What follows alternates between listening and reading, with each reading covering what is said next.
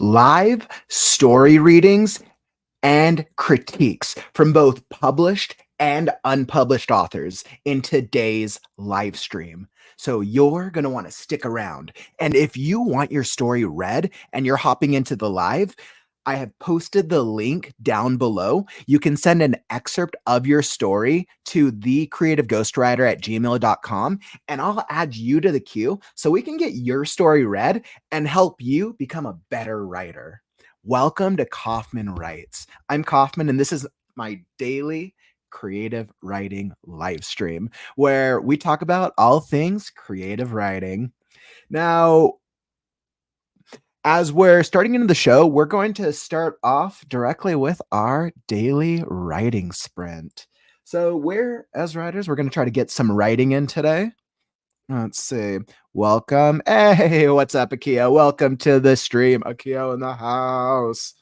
Welcome. We got a full show lined up today. When we did our readings last week, we had a lot of fun. I have too much fun reading, so we'll be giving you guys a lot of value. And before we hop into our critiques, so we'll be doing them in about 25 minutes, give or take. If you want your story read, send an excerpt to thecreativeghostwriter@gmail.com. Throw a shout out in the comments so that way I know to check it.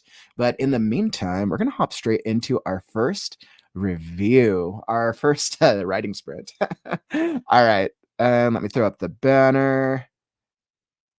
Excellent. So if you haven't joined me previously, you're more than welcome if you want to get some of your own writing done. Alternatively, let's say it's been a long week, you're more than welcome to join me on my writing, and I'll write vicariously for the both of us. All right, and let's get some music. Let's see, what are we feeling? I've been feeling a lot of the piano vibe this week. All right, so we're gonna throw that up.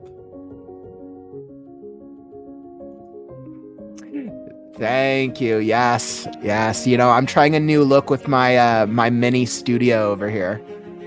You like the new vibe? I'm trying to I want it to feel more writer vibe, more creative. So I'm going new stuff. Hopefully you guys like it. I just want it to be more visually appealing than my bed.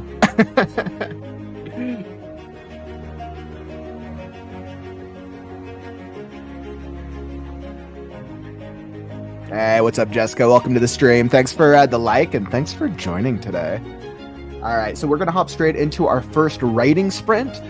Since we're doing one, it's going to be one 30-minute writing sprint. All right, so I'm going to start the clock, and it's time to write now.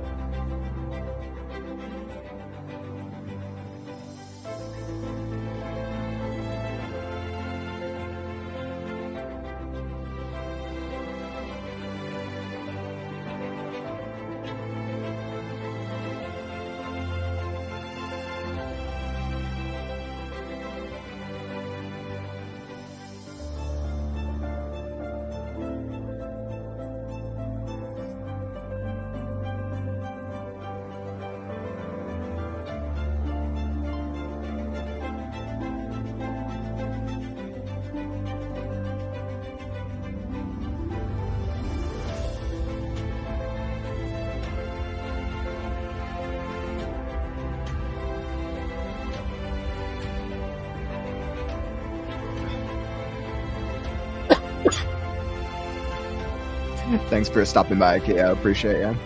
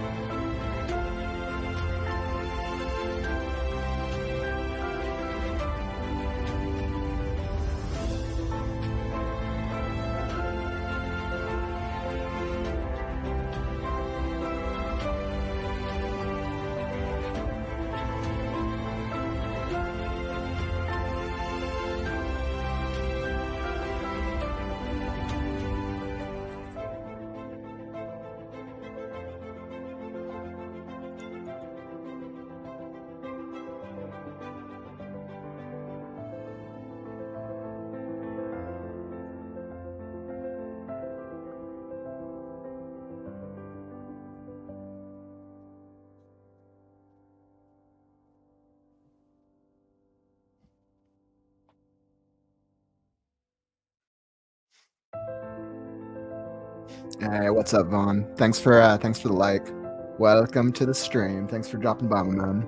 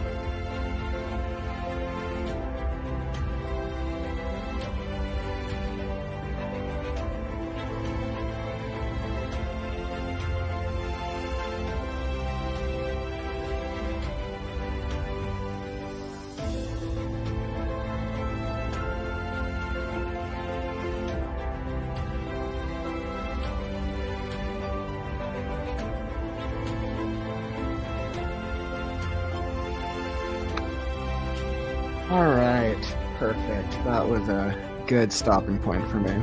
So let's bring the music down.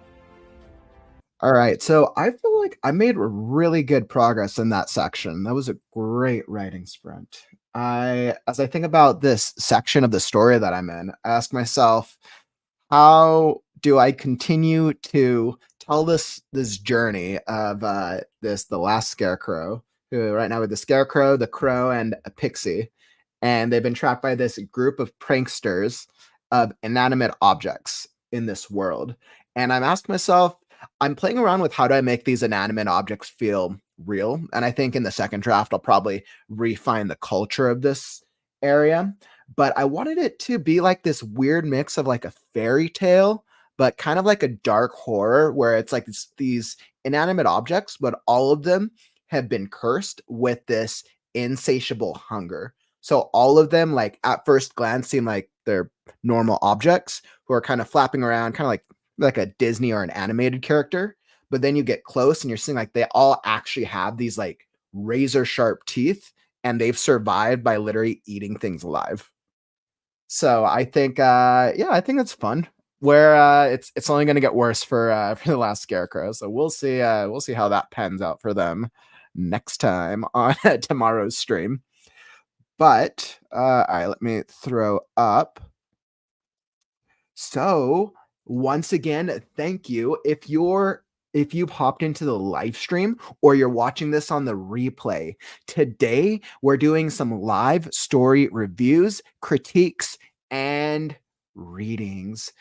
And if you want your story read or critiqued, I have my email is down below. Make sure to make sure to email an excerpt if you want live feedback. All right, perfect. So let's hop right into it. Now, looks like we have a couple of stories to get through today. Now, all right, so let me change my screen for a second. Now, as I've set up these live readings, I ask myself, what's the intention behind them? So I've done a split of asking different types of writers and authors, both published and unpublished. So if we're working on a story, or if I'm reading through a story where it's still unpublished and it's still a work in process, I tend to go more of a critique, kind of what you would expect if you brought it to a writer's group or a workshop. Now, if you have a published story that I'm reading through, I think it's clear that it's already gone through the editing process. So then we end up treating it more like a review since it's already open to the marketplace. Okay, so let's pull up. We have our very first story from a very exciting. We actually have a published author. It's super exciting. So our first story is from Josephine Jonas. Lady Memenstein, if you're here in the chat, say what's up. But thank you for this live reading. Damn, I'm nervous. Dude, you don't even need to be nervous. We're gonna have some fun. If there's anybody to laugh at, it'll be actually be more me for my reading style. I have way too much fun with these readings. So once again, since the book's already been published, what I'll do is I'll read through the excerpt of it, and let's see, let me pull up the page. So I'll read through the excerpt of it, and we'll treat it a little bit more as a review. But first off, if you're able to get your book completed, published, and put out into the world, like mad props to you, because like that's I'm like, make sure you can see it, because that in itself, like that's incredible. So that is success, because so many authors struggle of just getting their first book out there. So like amazing work first off. Now let's see, so we're going to step into, it's called Emotional Machine. Let's see, a little brief excerpt. Step into a world beyond your wildest imagination in the year 2539, where a massive union city-state called Europa has achieved unimaginable heights, creating nutrihumans, emotionless beings focused solely on the elevation of the human race and society, driven by an omni AI called the Mother. Dang. How appropriate that we're dealing in sci-fi, futuristic with AI. That feels so wildly appropriate. First off, I don't know when you published. Let's see, publication was November 11th, so it looks like end of last year. Um, so appropriate. Great work on just theme and timing, since literally one of the things on everyone's mind is AI. Really great work on that. So, all right, let's hop into it. So, what we'll do, because I have a number of submissions today, I'll see how far I can get there. I need to keep myself on some type of timer, or I'll be reading for hours. All right, perfect. So let's see, bear with me a second while I pull up a timer for myself. All right.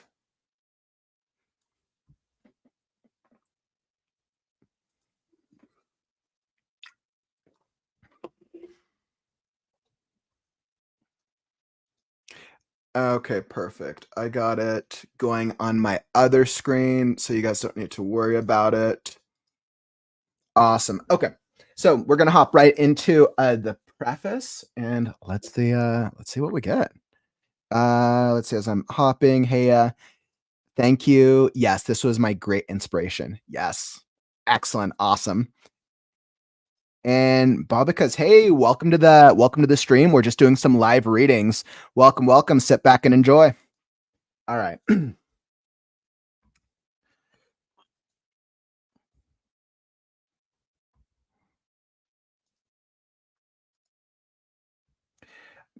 Preface, emotional machine. Make sure you can see that.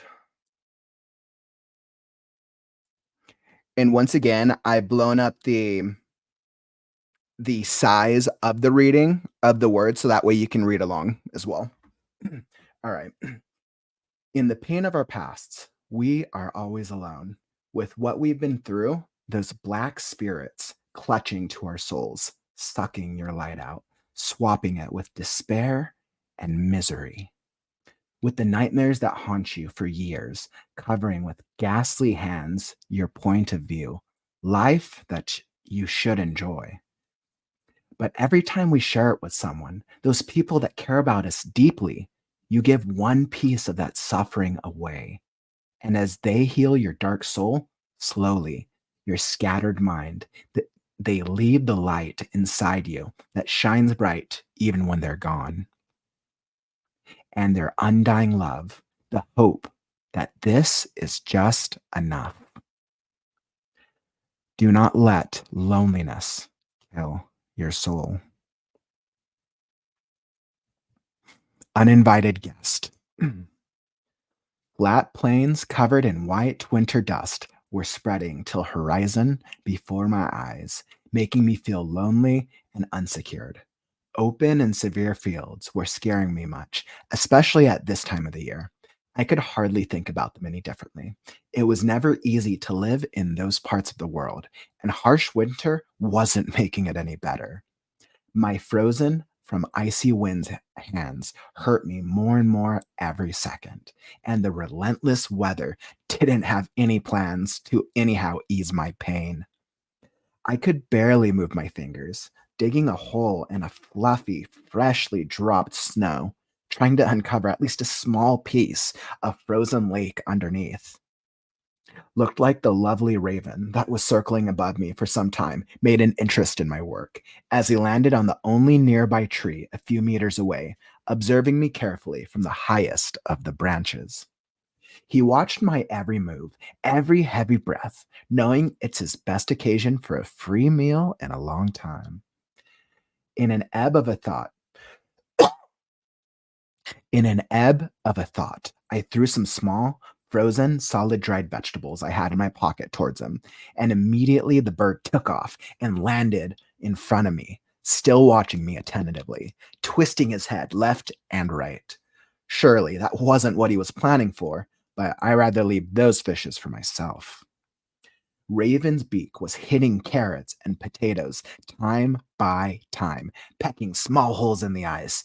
And even though I saw he didn't specifically like them much, I thought maybe he'll make better use of a snack like this. Suddenly, I heard wings flutter, Bird flew away, drawing his black silhouette on the winter sky. When I looked at the place he had just been, there were only birds' footprints marked in the snow, little beak holes, and lots of crumbs. I didn't think it would be possible for him to eat so much in not even 1 minute. I smiled voluntarily. Maybe I did something good for once. Surroundings quickly let me forget about it, as snowflakes densely falling from the sky were gluing my eyelashes and hair, disturbing my work and vision, making me hate this God's forsaken place even more. Leather gloves and knitted scarf were not helping much, as in negative 35 degrees Celsius, no clothes could separate you from relentless degrees. Touching the smooth glass surface of the lake beneath me that I managed to dig out, I felt scared and alone. My thoughts were flooding my mind again, and I couldn't help myself to not think about my past yet again, about what I've lost. Backpack on my chest started to be more of a burden than a help, getting heavier every minute I carried it. When I tossed it to the ground, it broke open, throwing all the contents outside. I quickly grabbed my axe, a little too quickly, as I ended up falling to the hard ground after slipping on the iced floor. My only thought was to sit there and cry. If only snow wouldn't be so freezing cold. I gathered all the strength and stood up effectively enough to not fall again. Axe in my hands felt heavy, my arms numb from the cold. Forced into the icy glass swing made a small breakage, but not enough to make the lake open itself. Second and third followed, and the surface started letting go. With the fourth swing, a hole appeared, big enough for me to start fishing. Winds were blazing through the fields, birds hid in the bushes, and there was me, in the middle of a snowy desert, picking fishes from the air hole. Couple of fishes were desperately trying to find their way out of my basket, tapping their fins and wagging tails to break free. Most of them were, I guess, pretending to be dead, as they were not really moving, or they died from the shock temperature when I took them out from not so violently cold water. But aren't they cold blooded? The blizzard had been getting stronger since I came to this frozen waste, and now it has risen into a massive snowstorm. With a deadly wind from the west, I could barely move. My legs froze in place even though I tried moving them forward. My clothes turned white and froze solid. Of course, wind was blowing into my red, swollen face. If all of that was not enough already, raging tempest was so thick and misty. I saw my house just before stepping into the door. Couldn't see it through the mad whirls of snow in the air before me. With my stiff hand, I took the key out of my pocket and carefully put it in the keyhole. It clicked, and in the same moment, wind pushed me inside, finding its way into my cozy place. Fishes spreading all over the floor when I dropped the basket. I won't let you take over that one, I thought, with the last bit of fight in me. I grabbed the door handle and tried to force it closed, but relentless winds were fighting with the same passion as I did. I put all the strength that I had left, and after pushing harder once and twice, I heard one more click. So quickly, put the key in and turned it left to close doors tight from the inside. I won. My body slid off the doorframe for itself. My legs stopped responding to my orders. I decided to go the same way and just stop for a while. Stop everything. Maybe except breathing. Even though this one was giving me the most trouble of all at that moment. Lungs were crying for help with every heavy breath of mine. All I was able to do while sitting on the floor was to undress the heavy coat and scarf. As snow started to melt on my warm skin, and from the temperature in the house, giving me a very unpleasant wet clothes feeling. I took off my gloves and felt that my hands started to defrost a bit, even though the fireplace was still only cold wood and coal. My palms were covered in red scars and burns, especially on the tips of my fingers. I started to feel pain and bubbles that formed on my fingerprints. Ugh, I could feel them pulsing slightly from the frost burn. I rested my head on the wall, trying to listen to the sounds, to calm my mind. Fish stopped moving at all. I just hoped they didn't suffer that much before they died. Freezing gale was still howling outside, even more intensely than before. I think I made it just in time. Close to an hour passed until I was able to get up. I think I somehow needed that time to set up my body and thoughts. I got up on my feet and then proceeded to the fireplace, grabbed a lighter and some old newspapers from the shelf above it to lighten fire. I was watching President of the United States of America from 500 years ago burning in my hands, with big headlines saying something about global warming, recycling, and warnings about coastal flooding and Australian forest fires, along with romances and dramas of biggest celebrities, as they were called. It all seemed so distant, so weirdly unknown. I read those papers so many times at this point. I have every line of the sun, written in my memory. I don't even know why.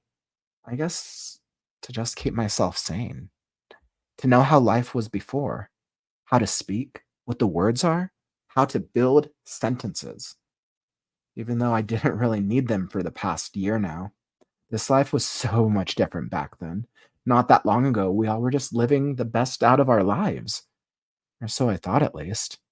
But I still had 3,767 copies of The Sun in the basement.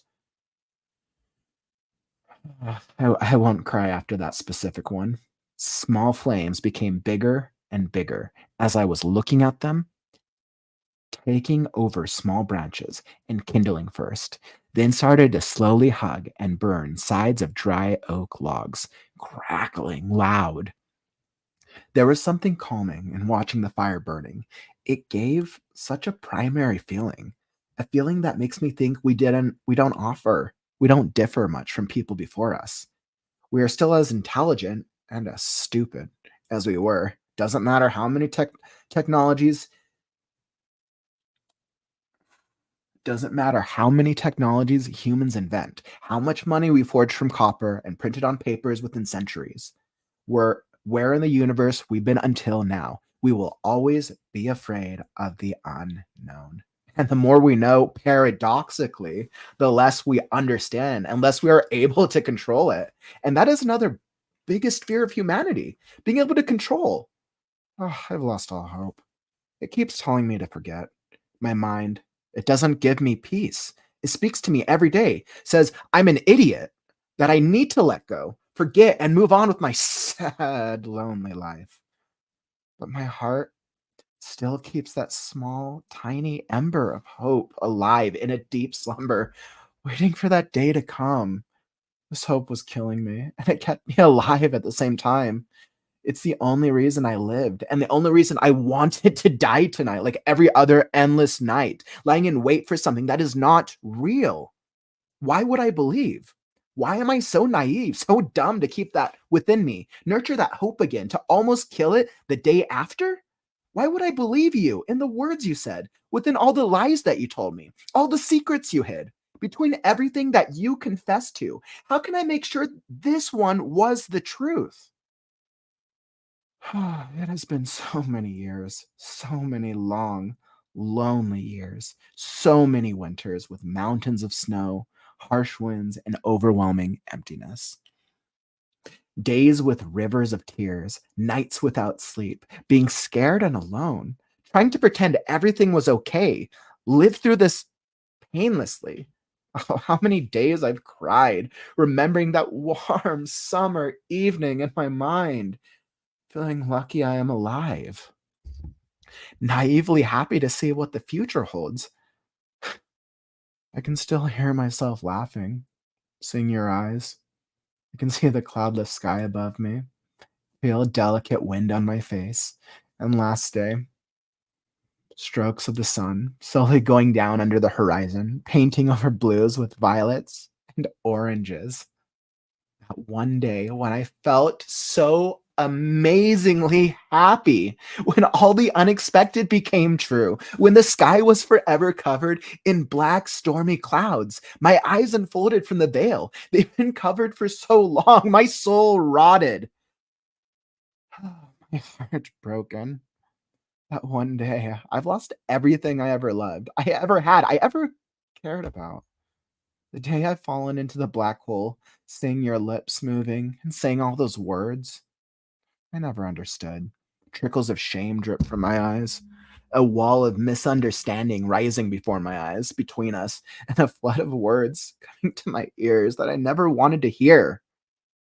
Looking through the glass in my eyes, trying to understand, I saw you're dead inside. That something happened I never knew about. And all those lies you were knitting all this time now looked like vomit coming out of your mouth.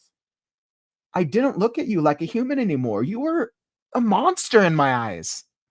Your eyes, they could tell me so much more than your words. I could tell there's something wrong that you never told me, not even then. You couldn't look into my heart anymore. Poison was feeding on you from the inside, and I've lost my voice to express feelings I've never felt before. Looking at you turning your back on me without any more explanation, I was standing there, waiting for you to come back. I hated everything about you, everything that you told me, whether they were lies or the truth, but I couldn't look away. I was crying after everything we've ever been through, all our dreams, plans, all the shooting star wishes, every minute spent together. And I'm still waiting for that day, for you to fulfill your promise, for the day I could see you again. All right. All right. I'm going to stop us there. Mm. That felt like a very good stopping point for that emotional arc. Wow. That was really powerful, actually. That was a really powerful read. Oh, man. I'm like I know with my reading, I get so into the emotional aspect of it, but as I'm looking back through it, and as I'm kinda thinking about what was the emotional arc of the character, I think your initial, what I really loved was the preface. Where is it? The preface is kinda like this, like, very poetic undertone for thematically setting up the theme of the story, and I love that. You don't When I think about prefaces and how we best leverage them, I think a lot of the times they're generally used as setting up plot for the rest of the story that I see a lot of the time in fantasy novels. I don't see this type of, poetic styled interiority, and I actually think it works. It was interesting. You had a rhythm with a very unique, style of just dialogue, and damn, I love your reading. Ah, thank you, thank you.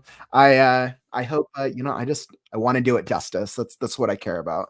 I enjoy, whenever I do cold readings, which I used to do a lot of cold readings as with my acting background, I always just ask myself as I'm trying to understand the character and best express what the character's feeling and experiencing.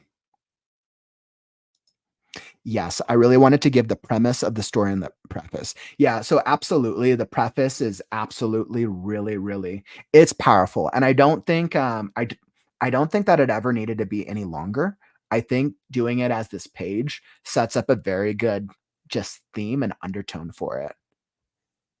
And even as I let's see, "Do not let the loneliness kill your soul." I love that, that's a great quote. That's a very great message because this now tells me that the story we're about to read is going to be, I mean, beyond the summary that's obviously available on the Amazon page, is tells me that it's going at heart the character's journey is going to be how they have to overcome loneliness in this futuristic sci-fi society. And especially with like AI, that theme between AI technology and then loneliness and us having to cope with it, relate to it, understand it, or fight against it is a very powerful message. It's a very powerful theme. And I like that you set that up from the beginning.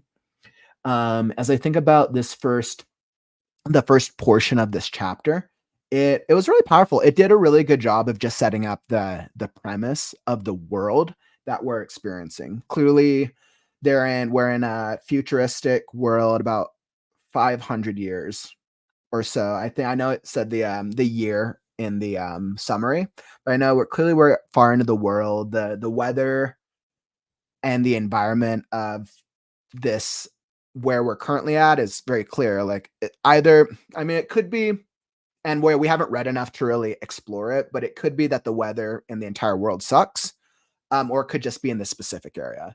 But because you referenced global warming, and it leads me to believe that the weather, probably the weather throughout this story is probably very severe. Would be my guess.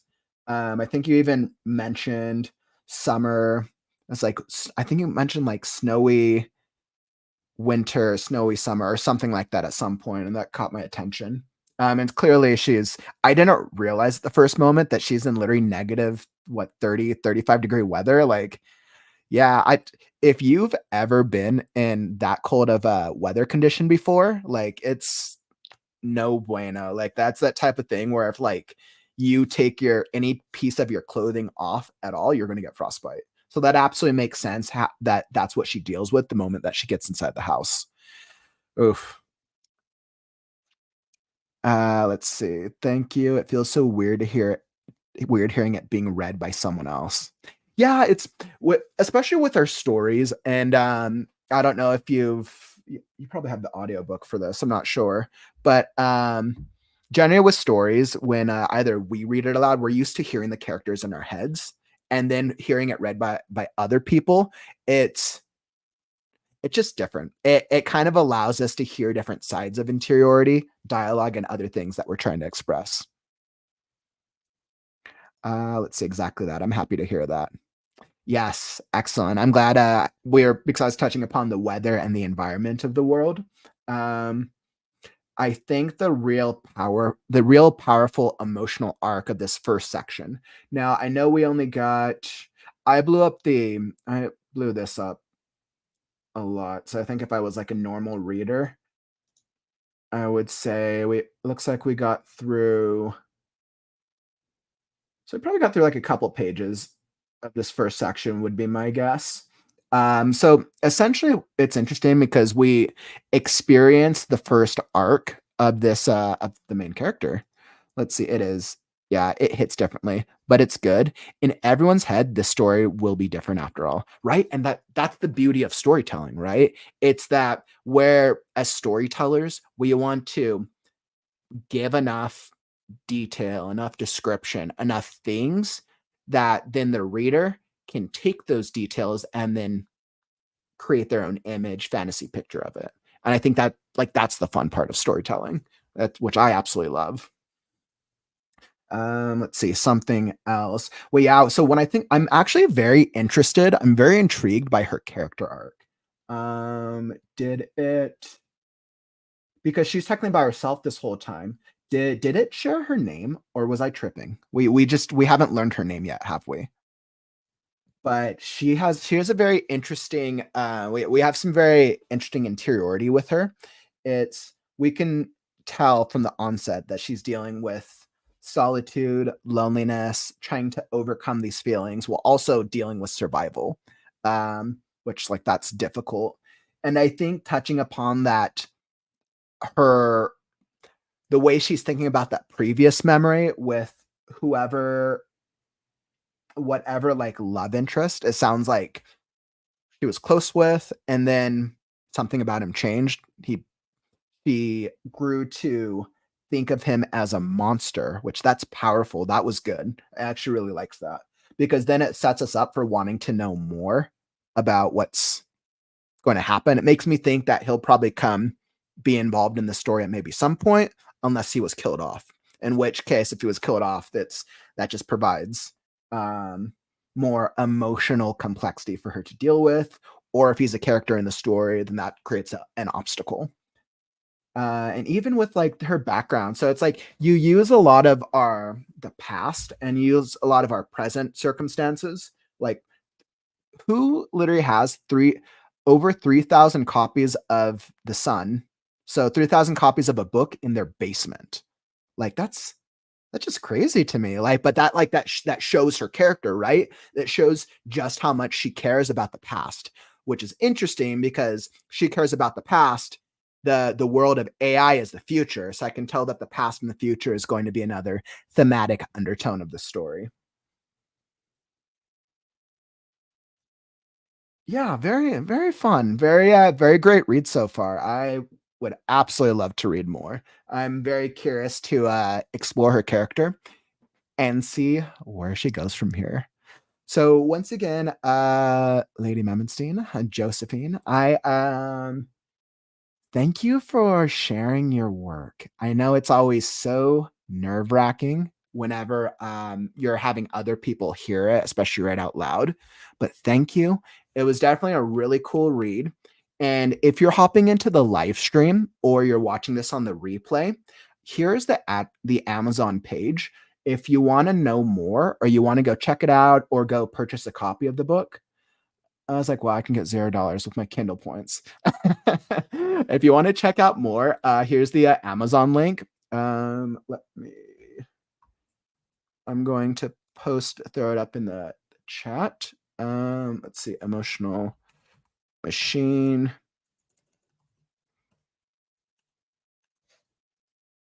Alright, well, that link's gonna be a little long, but there you go.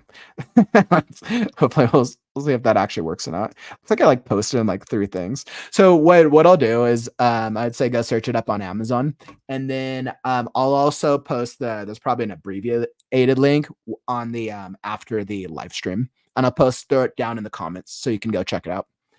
Awesome. Thank you again, Lady Medmenstein. Wonderful. Excellent. Wonderful.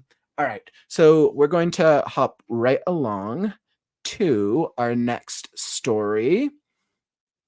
And once again, if you're joining us on the live stream or if you're here in the replay and you're getting any value, let's see, let me throw myself up here.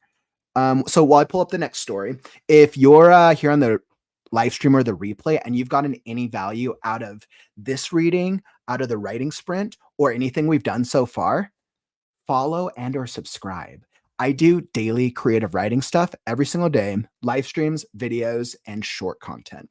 And then every Saturday, we do these live readings, critiques, and reviews. So if you want your story read, but let's say maybe it's not at a good place yet, send it, let me know when you have a good excerpt. I'll be here every weekend. I'll be here every Saturday doing these. So just shoot me a message. My email is down here, and I'm on right now. I'm on Facebook, YouTube, Instagram, and Twitch. So I'm on all 4 of those channels.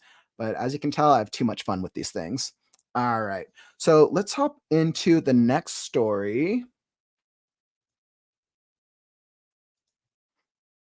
And let's see, let me pull it up. Bear with me just a second. All right. So the next story we have it looks like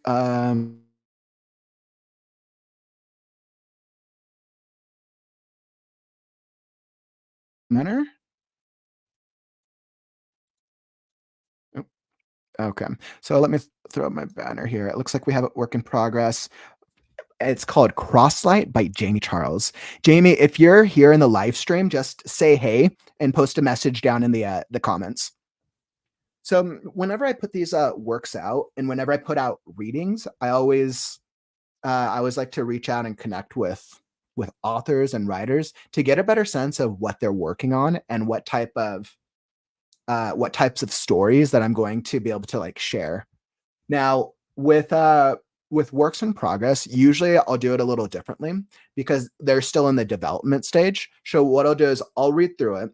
I will also do some highlighting as I go, so that way I can remember. It's more for my own purposes that I can go back and provide like value to you by giving you like live critique, feedback, just so you can have like the best story ever. My goal is I want you to publish your story, sell lots of books, make lots of money, and get your stories out into the world. All right. So let's see. Let me pull this up. All right. So this story it's called Crosslight by Jamie Charles. Now, once again, if when I bring a story onto my own word processor, usually what I'll do is I'll change the formatting to make it a little easier for you to read. According to Google, Comic Sans is the preferred formatting for writers when they're working on stories, not the finished product, but during the drafting process of it, because it's easiest to read on the eyes. So let's see, and then let me just pull up. I want to make sure that he didn't have any questions in the email. Let's see. Bear with me just a second. Let me pull up.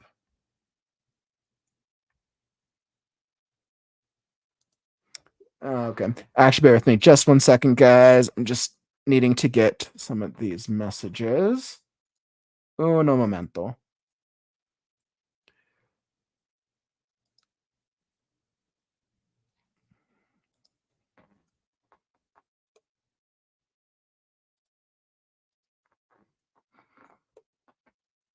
Okay, perfect. So I just wanted to make sure that I was answering, and I needed to see if there was any more excerpts sent over. Um, but yeah, so I wanted to pull up what Jamie had sent me.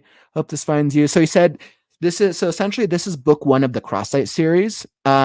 He shared that it's an epic fantasy story, which is super exciting.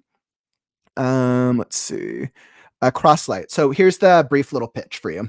So, in a world where calamity crystals dictate the very fabric of reality, Lana Crosslight emerges from her tranquil village life into a whirlwind of danger and discovery.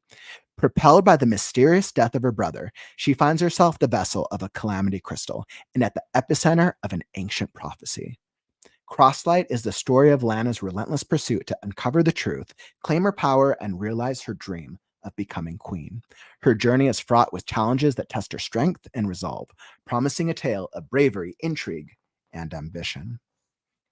Well, I'm super excited. I love these types of stories. So I'm going to pull up my timer so that way I can stay on track here. And let's see, we'll do that. All right, so I have Crosslight. Let's see, make sure y'all can read it.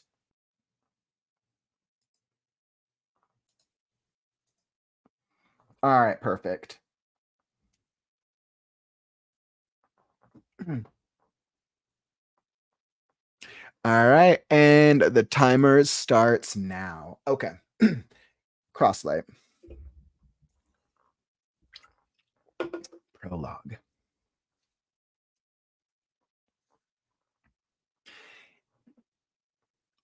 In the ageless dance of space and time, the sky wept shards of raw power, birthing the calamity crystals into the world. These fragments, steeped in the essence of creation from the celestial void, they fell like tears of gods.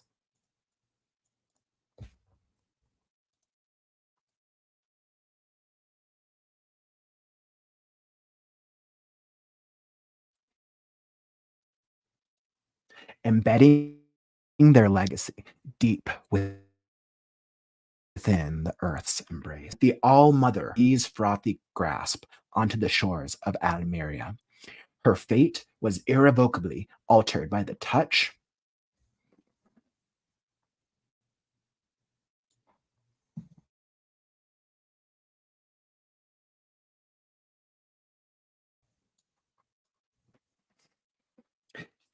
Let's see. Her fate was irrevocably altered by the touch of the calamity crystals. She blossomed into a being of unfathomable power, the first of her kind to wield the elements in harmony. She became a myth made flesh, a matriarch of the natural world, revered and dreaded in equal measure. Yet, chronicles of greed and ambition unfurled, the All Mother's existence became a beacon for conflict. Covetous eyes set upon her, seeking to harness or extinguish the divine spark she held within. With the tumult of war and betrayal swirling like a tempest around her, she perceived the inevitable ruin that such battles would bring to the world she had come to cherish. In the act of ultimate sacrifice, the All-Mother undertook a ritual of celestial magnitude. She shattered the prime calamity, the heart of her power, and sealed a fragment of her soul within each of the 7 shards. As they scattered across the world, they carried her essence, love, fears, anger, and hopes within them. Each fragment, now guarded by a calamity beast of titanic strength, stood as a testament to her legacy, a guardian of balance, holding sway over the elements. Whispers among the stars spoke of a prophecy, foretelling the return of the All-Mother should the crystals ever unite. Yet her reawakening would herald the world's end, an act of renewal to prevent the corruption of her gifts and the destruction of all she held dear. From the ashes of old civilizations rose, bathed in the lingering echoes of her power. Her children and their descendants carried with them the diluted whispers of the phases, a testament to her once vast power. Kingdoms rose and fell in pursuit of these fragments, each era defined by the ceaseless chase for dominion or understanding of the primordial forces. Now, as the wheel of time ushers in a new dawn, we find Lana Crosslight, one of these descendants of the All-Mother, yearning for something beyond the confines of her village life, amidst a world rife with ancient secrets and conflicts. Lana dreams of a grand adventure, a longing that dances in her heart like a flame waiting to ignite. As she looks to the horizon, whispering of legends and fate, her story begins a new chapter in this enduring legacy. A tale not of destiny already written, but of a future that's hers to shape. Oh, I like that.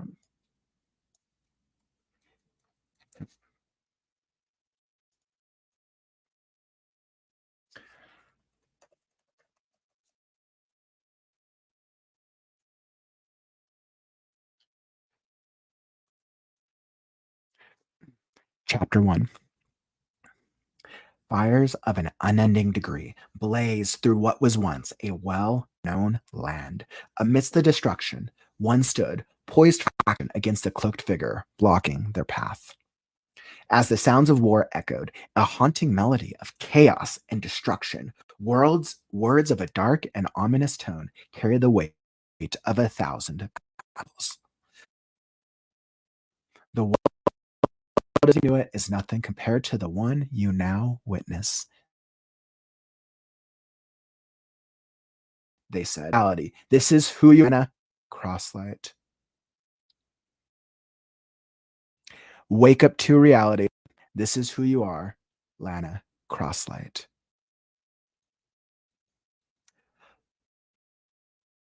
Lana, wake up! Startled, I opened my eyes, thankful that nothing's changed. Sitting in a chatty classroom, I looked to my right and Ren sat at the desk beside me. She whispered, Lana, what's up with you?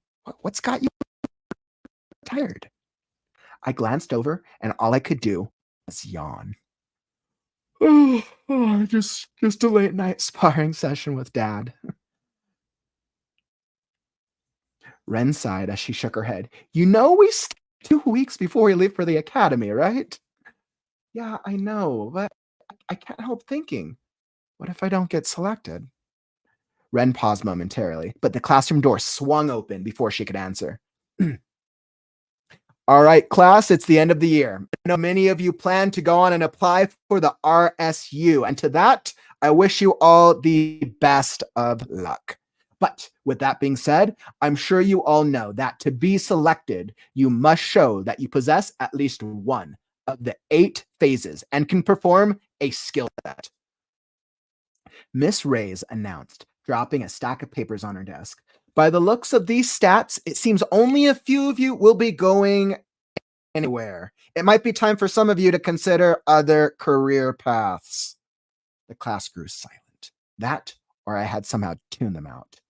It wasn't that I didn't care, but I also didn't expect many to apply this year either. As the class continued, I couldn't help but gaze out the window. For me, anything was better than being trapped in this hellhole. A few moments later, class ended, and I couldn't be more relieved. Walking out the front doors, I caught Ren waiting by the benches. So what? So what training got you so tired? Ren said as she sat up from the bench. And control. That makes sense. Any progress? Just a little. I don't want to overstrain myself, but I can't help it. It's like so much to learn. These face types, let alone skill sets. How is it that Queen Rosave has 3 face types? That's unheard of. Right. Did you see her on the news last night? She was talking about what's going on in Valerie again. Valerie? Jungle Country? I said, intrigued. Yeah, actually, let's go. You gotta see this. At Ren's place, I couldn't help but take notice of the various posters of high-ranking scouts covering the walls. Ren's parents were agents for the LPC.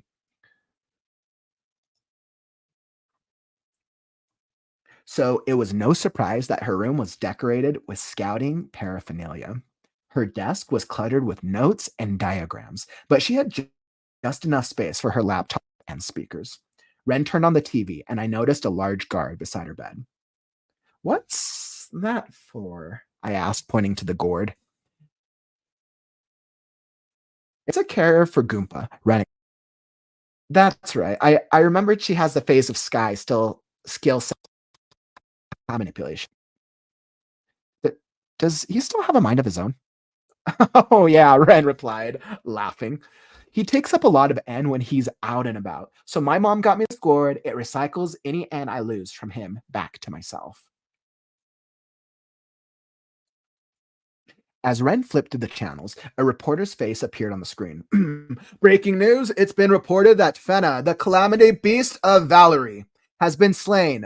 Valerie, a nation known for its spiritual connection to nature, warns that killing a calamity beast such as Fena would bring about the end of days. Sadly, this warning has come to fruition as there are reports that its calamity crystal, a powerful artifact capable of great destruction, has been stolen. The theft of the calamity crystal has sent shockwaves through Lytheria, leaving many wondering what will become of their world.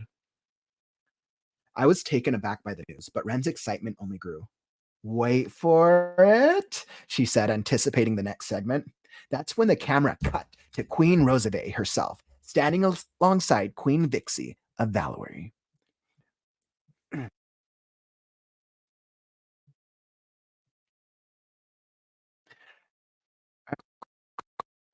Queen and leader, it is with a heavy heart that I must address the recent tragic event that has taken place in the jungles of Valerie. The news of Fena, the flame spirit, protector of this calamity crystal, has caused great concern and anger throughout Lytheria. Valerie, a country known for its spiritual Valerie, a country known for its spiritual connection to nature, has warned that the death of a calamity beast would bring about the end of days. Unfortunately, this warning has been ignored, and we now face a situation that may have dire consequences. As we speak, a team of scouts is working tirelessly to investigate the circumstances surrounding Fena's death and the disappearance of its calamity crystal. I can assure you that we will not rest until the calamity crystal is recovered and every possible precaution is taken to ensure its safety. While we cannot officially state who is responsible for this incident, we are aware of a few criminal organizations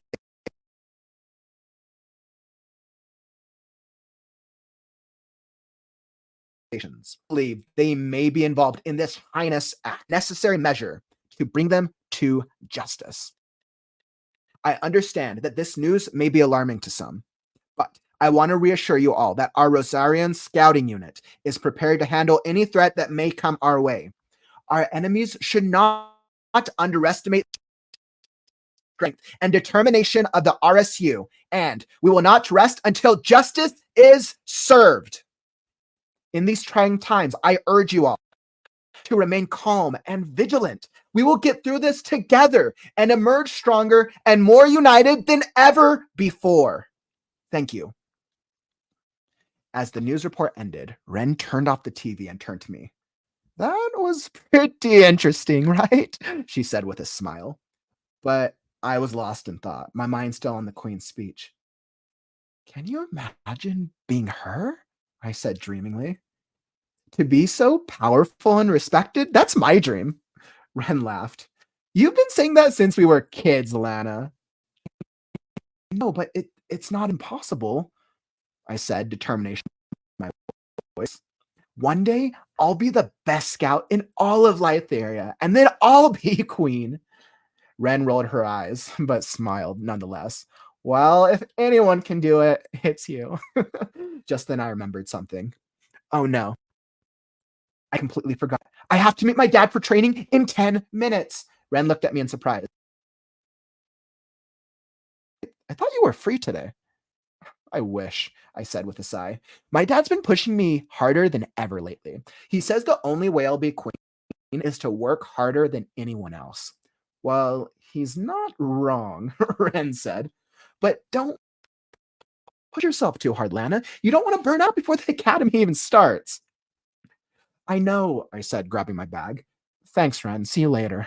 As I hurried from Ren's and towards the fields, my mind was racing about the recent events in Valerie. The news of the Guardian's death and the disappearance of the Calamity Crystal were deeply troubling. The idea that such a powerful artifact could fall into the wrong hands was a great worry. All right, and we are going to pause there. So I'm going to highlight that so I can have my ending place. Perfect. Wow. So once again, that was a really cool story, actually. I think what really attracts me about that story is the background and the world building. When I started with the prologue, I got the sense that it's this like very like grand epic conflict, and I love epic fantasy. Epic fantasy is just like there's that's what I got for epic fantasy stories.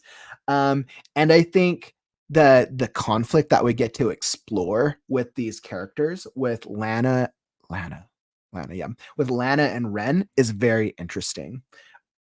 Let's see.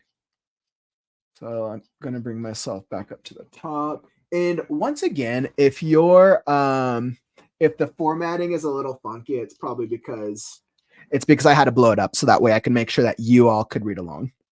Let's see. Well, I'm bringing myself back up here. Let me just check on the chat. Bobicus, is this a backup book? Oh, so that first section we were reading was the prologue, which actually kind of made sense because the prologue was very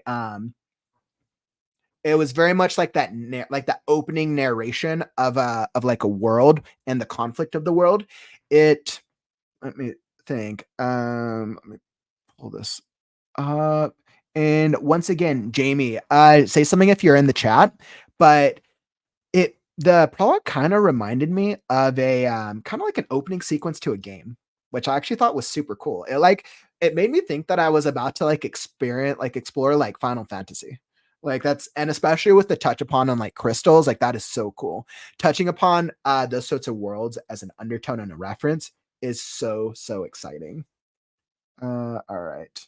Sean. Oh, hey, what's up, Sean? Welcome to the live stream. Thanks for stopping by and the like.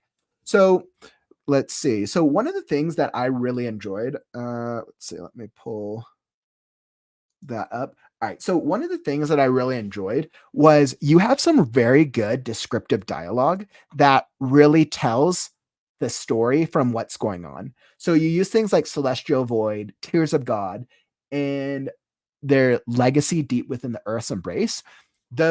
Your descriptive dialogue is doing very, very well. And it's interesting because that's one of the biggest strengths that I'm seeing of this. The combination of using not the dialogue, but the adjectives, descriptive adjectives with the world building is very cool. I want to see way, way more of that. You do a very good job of using it to set up the world and the setting. Um,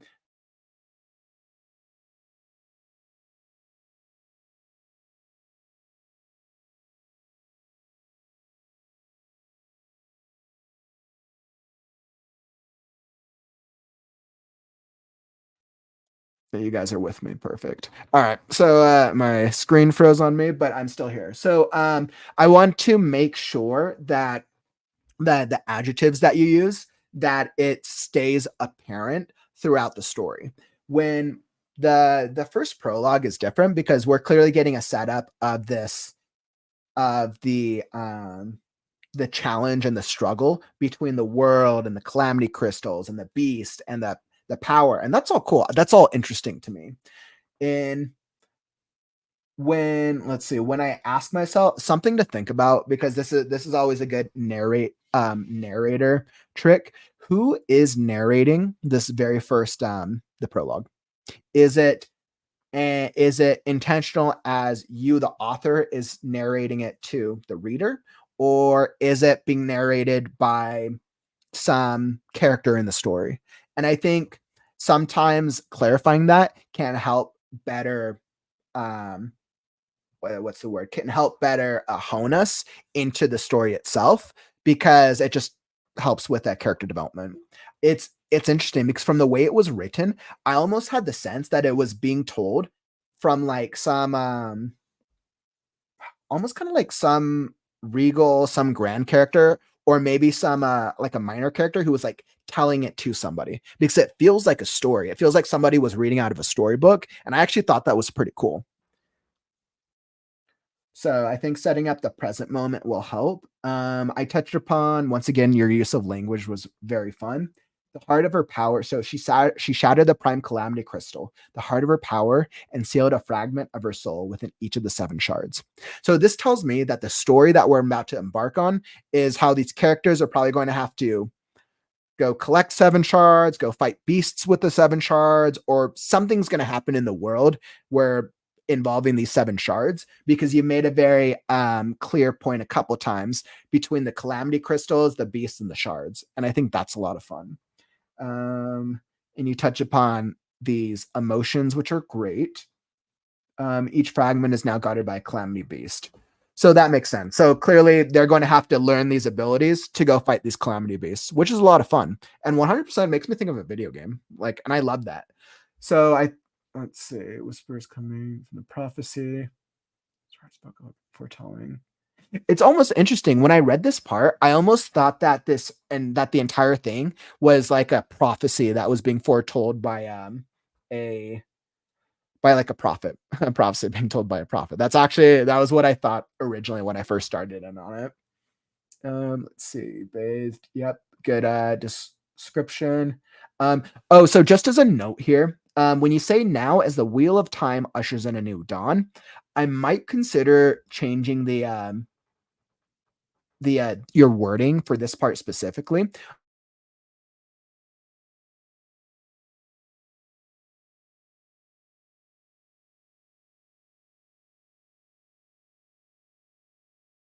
only because there's a very well, it'd be Star Wars or Indiana Jones. You just pull people out of the story. You don't want them to think of another story. You want them to think only of this world that you're building. But that was just a side note for just a I saw. Let's see what else. Tale not of destiny already written, but of a future that's hers to shape.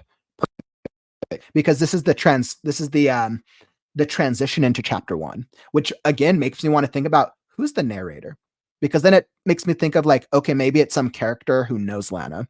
So like that's something more that I really want to know about. And then we get into chapter one, and let's see, once again, poised for action. And once again, if you're just hopping into the live stream or the replay, we're just doing some live story readings and critiques. If you want your work critiqued, the email is down below and then shoot me an excerpt, and I'll be happy to do a reading excerpt and a critique for you. All right. So when we got into chapter 1 of the story, let's see. So there, I would say the biggest opportunity, you're doing a really good job of developing these characters. We have both Lana and Ren, and then the Queen was interesting as well. I actually liked the Queen through dialogue.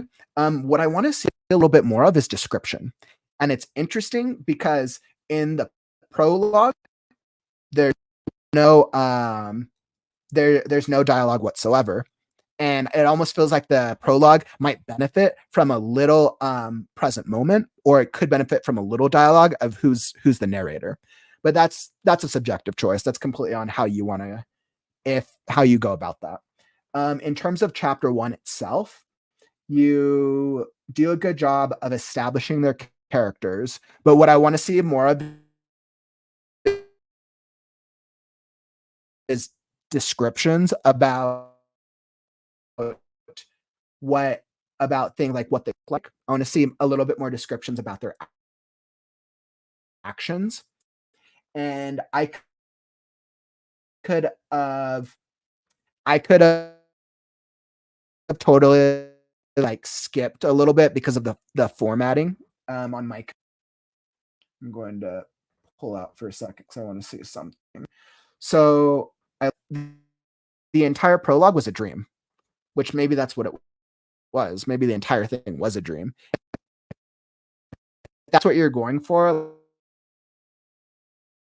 Like that's super cool. I actually like that. Um,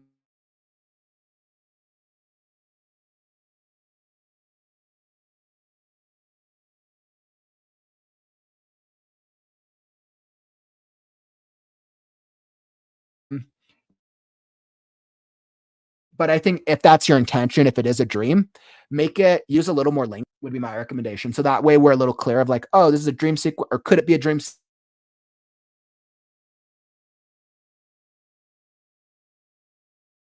sequence, or something to that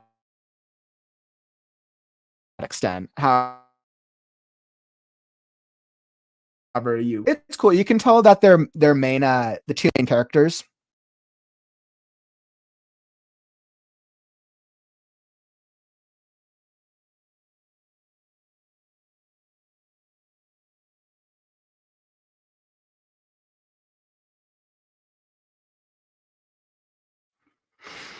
There we go. Sorry about that. For some reason, my the live stream, I'm gonna pull up my extra screen again. For some reason, the internet for the live stream only messes with me on Saturdays when I'm reading these stories and trying to give live feedback. I'm like, I don't know if it's my internet or if it's StreamYard's a server, but I'm like, of course, messing with me, internet. Now I have to put the internet in my studio to make this work, apparently. Awesome. I wanted to make sure that you guys were able to stay along with the critique I was giving. And let's see, with where I was at. So we were just touching upon some of the dialogue and the description. I think the biggest thing was just more description, because I wanted to be better segmented into where the present moment is for these characters. And let's see. But other than that, I think the plot is very well done. I can tell that the base bone for the plot and the story you want to tell is great. The world building is fun. I think I just want to see more of that expressed in the moment to moment scenes of it. And I think that will really help strengthen the overall story you're trying to tell, because then you use a lot of dialogue, which is fine. You can use a lot of dialogue, but you want to balance that out with description, because then it gives your reader a better it lets them more accurately imagine the world that you're trying to tell and the scenes that you're trying to depict, and it will 100% also help with readers not being pulled out of the present moment. So I thought that was super cool. Let's see. So what training's got you so tired? End control. I love end control. I love this like capability of this like type of magic. and you reference it a number of times. And I think that's cool because that's probably like the magical system of this world. I know you touch upon her magical ability a couple of times. Queen Reserve was great. I think it was just description. Oh, and once again, we got to this part. So Ren's parents were agents for the LPC. What is the LPC? Now, I know that you mentioned something about scouting paraphernalia. And if this is an intentional, like, okay, you want to hide it and you don't want the reader to know about it, that's fine. But usually with things like this, I would suggest adding some type of description here on what the LPC is. If you still want to keep it, like if you're using it for suspense, then do some type of description that makes us think about what it might be. And I think that's usually my recommendation. Let's see, Ren turned on. I think this TV scene works out very well. I wanted to see more description of the queen, actually, because the queen has a very interesting personality. And I want to see more. It's clear what she's doing, and it's clear how she's presenting herself. But I'm curious on like what are like her facial expressions, or what's like the things that she's doing with her hand movements, or what's the way that the camera's zooming in on her, zooming out, or like whatever the thing is that's recording. So these are just some things that come to mind because I want to be better segmented in this story. But this is great. This, we can tell it ups the conflict. And then the Josephine, this is fine.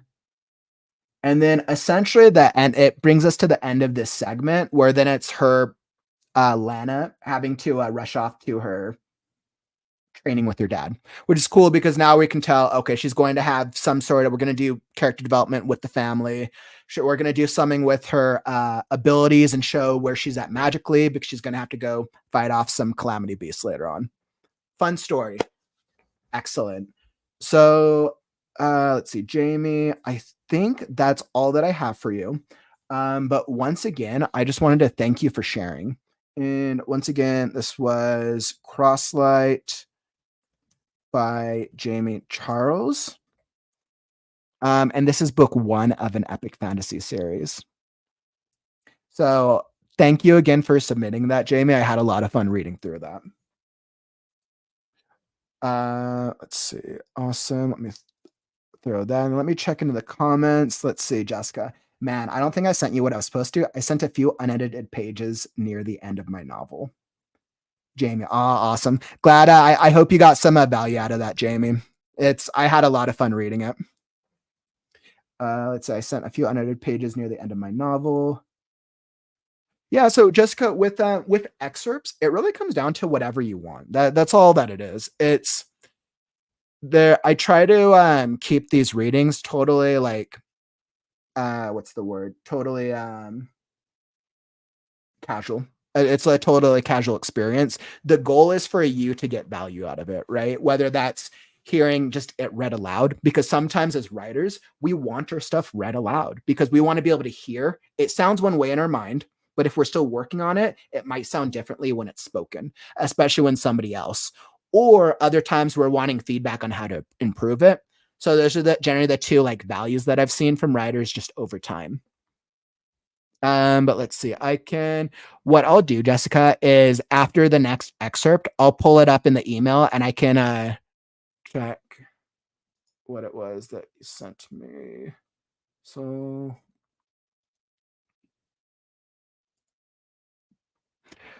I don't think I sent. By the way, Jessica, I'm looking at my email right now and I don't think that I received an email from you. So once again, I would just say, just make sure you send it to the right email, thecreativeghostwriter@gmail.com. And that way I can pull it up and double check for you.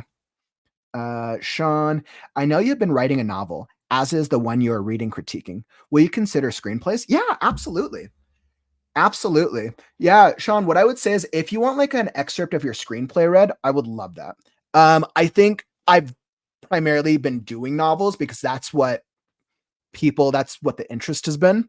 But as you know, I have a huge screenwriting background, and screenplays are a lot of fun. I can do as many characters as possible. We'll see how many voices I can come up with.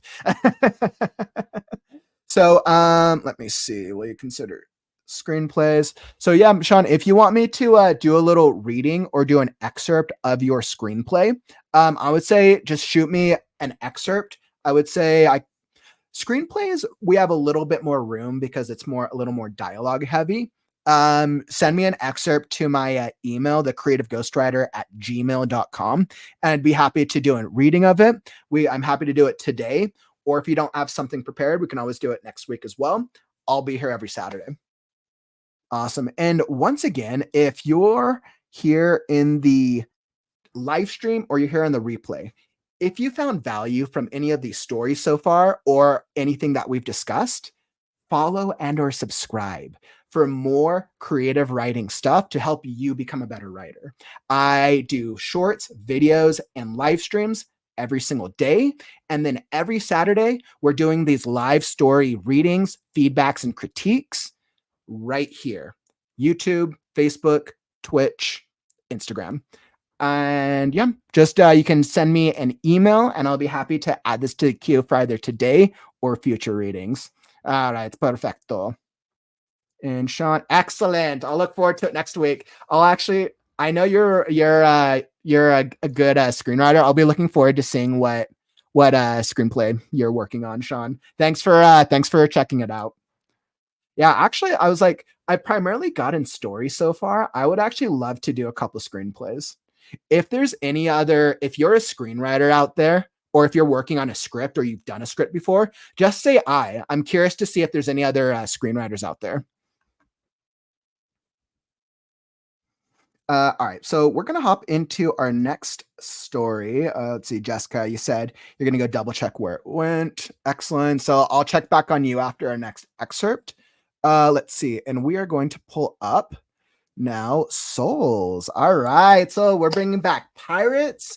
So let me pull up Souls. Reading number 3, Pyrates by Sol MacNamara.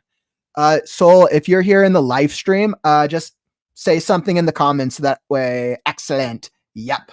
Wonderful. Now, if you were here for last Saturday's stream, if you either saw the stream or you watched the replay, we actually got to see an earlier excerpt of Sol's novel, Pyrates.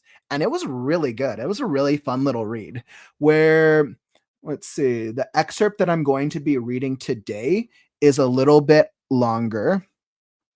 Let's see. Yep, I'm on YouTube. Perfect. For some reason, I think live streaming's it's a little easier to comment and engage on YouTube with the live streams. I don't know. I think Facebook's is good. It's fine, but I think there's a little bit more of a delay sometimes.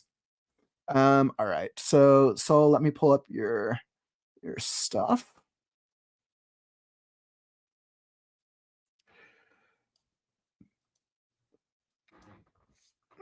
All right. Perfect. And once again,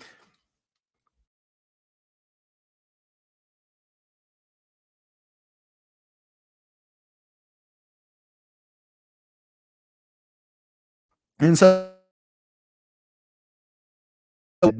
if you're and it looks like my feed is pausing again, so I'll let this catch up so we can get into this next story.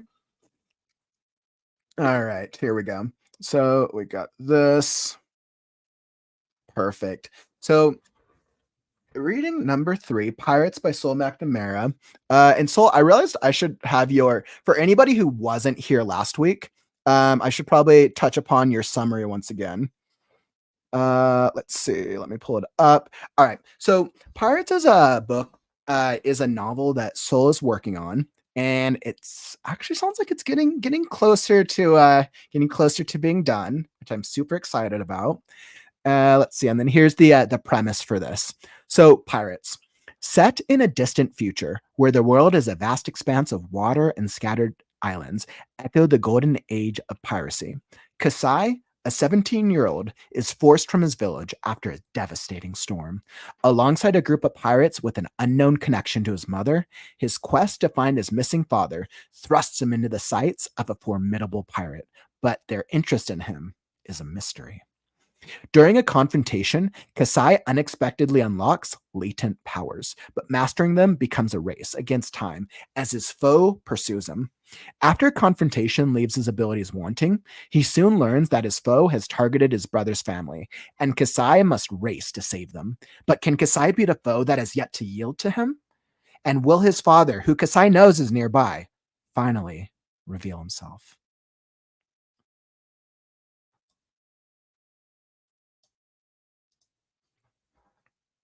All right, I'm going to blow this up.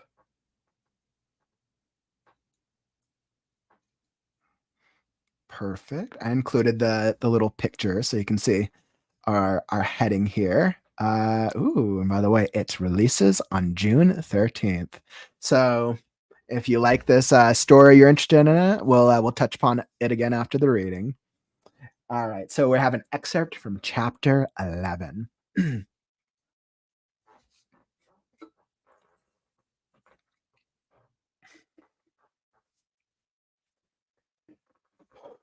All right.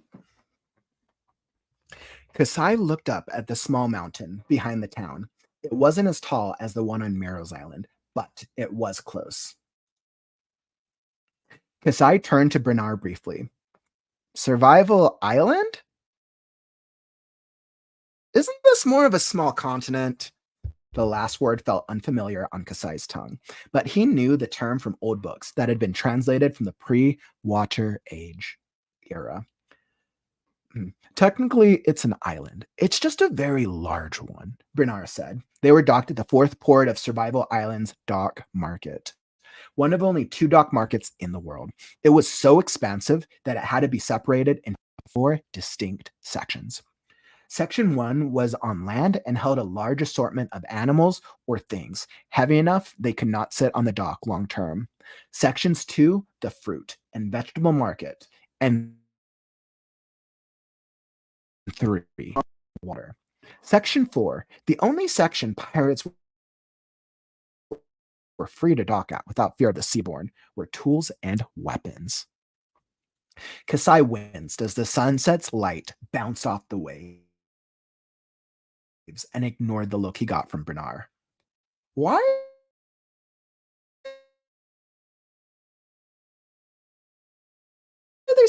why are they built so far out onto the sea though? The air here smells metal. Weak. They have a shipyard just up the coast from here. Jonas came up to them, his arm in a sling. They need a lot of space for the ships they have available, as well as enough space for all their wares. They have much more than the average island because of their crop fields and orchard. Kasai glanced at his arm and suppressed a sigh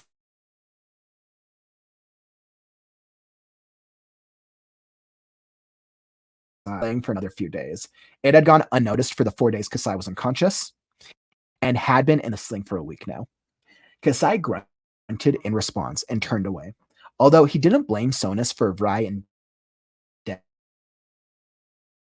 Deb's deaths, he knew he was responsible. And he knew that Jonas had lost control in that fight, which was something that shocked him. The captain had shown an amazing amount of control before, but something had gone wrong in that fight, and no one could or would answer him why. Bernard and Jonas exchanged a glance, and the older man shook his head before speaking to Kasai. This is this is where we will get any supplies needed for either travel through the northern waters or across the expanse. We are meeting north in section 5. The shipyard, as that is the best place for both repairs to the ship and maps. That's where we'll figure out what we need. Kasai ignored Sonus's hurt gaze and limped forward on his crutch. He had finally gotten up a few days ago, but it turned out there was some kind of damage to his left leg. It randomly went numb.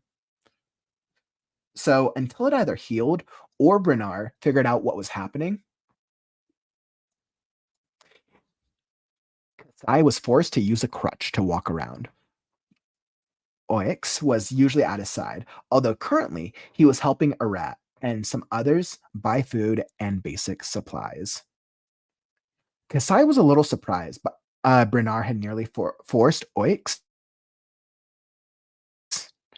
Oh, that's I remember you gave me pronunciation. Ox. So Kasai was a little surprised. Bernard had nearly forced Ox, saying something in the tribesman's native language, but he had shrugged it off when Ox reluctantly left. Jonas walked behind them. Kasai glanced as they passed, empty strand. Bernard walked a little behind Kasai, but stayed close, helping him if he tripped or stumbled. He finally spoke after the fifth time. You don't have to walk so fast.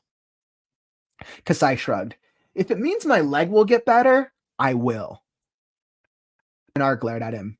At this rate, you will hurt yourself worse before you get any better. His shoulders were tight, his eyes hard.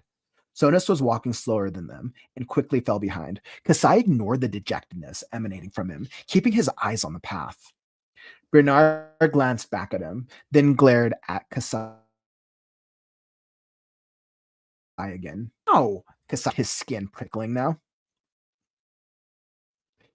It wasn't Jonas's fault. Dev died.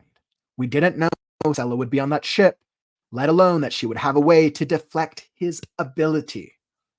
Bernard said. A flock of red pigeons suddenly burst from some nearby bushes, startling them both briefly. Kasai shook it off first and retorted, I know that! Then stop treating him this way. Bernard's tone made him stop. Despite being taller than the ship's doctor, Kasai writhed under Bernard's gaze. Rai is dead? Dev is dead? We lost 2 other crew members and nearly lost you. What happened that day? That was like nothing we had done before. Kasai found that a little difficult to believe. A seaborne commander on a merchant ship? That's unheard of. We never would have let Jonas lead the party. If we had any idea she would have been there, let alone if we knew what kind of powers she had. Bernard snorted. But he threw lightning at her. I saw it, Bernard. Kasai's voice came out in a snarl. Jonas came to halt behind them, casting a wary gaze in their direction. He aimed to kill. He was furious. He told me we never kill without reason, that we only hurt those who attack us, hurt them, not kill them. He shut his eyes against the hot tears that threatened to leak out. Bernard closed his eyes briefly and sighed. I know. He stared at Kasai. He's right. We do not kill, we only defend ourselves. What Jonas did, that was out of line, and he knows it. He feels bad enough, but just the fact that you nearly died was enough to hurt him. He doesn't need you making it worse, Bernard said. Kasai didn't take his eyes off him. Bernard took a step forward and spoke over his shoulder. On any ship, you cannot have bad feelings towards anyone in the crew, especially towards the captain. Kasai could only describe his expression as a sneer. Make up or there will be problems, then we'll never go away. He picked up his pace until Kasai knew he wouldn't be able to keep up. Jonas coughed, startling Kasai. He hadn't seen the captain approach. From the look on his face, Kasai knew he had overheard them. We should catch up. There was an uneasy look in his eyes, and his voice sounded tired. A thin breeze blew between them, sending up little swirls of dirt. Kasai nodded and set off, only to stumble immediately. He had to bite his lip as he fell. The pain in his leg was exhausting. The path was studded with stones poking up from the ground, and small dips or holes that couldn't be seen until you stepped in them. Jonas held out his hand to Kasai. I'm sorry. Kasai knew he was apologizing for not catching him, but the 2 words were far more loaded. Kasai glared up at him, but then remembered Bernard's voice and his glare and took Jonas's hand. Jonas handed him the crutch, and Kasai took a few steps. Who was she? He hadn't recognized the woman Jonas attacked, but the captain nearly did. Jonas didn't meet his eyes, but he answered immediately. Sella. He was just a new member of the Seaborn when we met. Way back, when I first turned to piracy. He paused for a moment. I didn't know she was a genetic, or what could have happened. I had no control over what she did. You intended to kill! Kasai snapped, his gaze fixed ahead. Bernard had disappeared. Jonas Flynn, I intended on knocking her unconscious, not to kill her. That's why I had Gore bring me my sword. Without that weapon, he paused to look at a small red and silver petaled flower. I would have killed her for sure. Kasai stopped and looked at him, his eyes narrowed. But why strike so violently? She was already good with a weapon when we met. I watched her in a fight once against Kira. They were just sparring, but she was fast. Kira couldn't get close to her without taking a blow. They ended in a draw, but I've never forgotten that fight. Jonas looked up. Kasai stared at the ground. Jonas continued. I knew that there were only four people.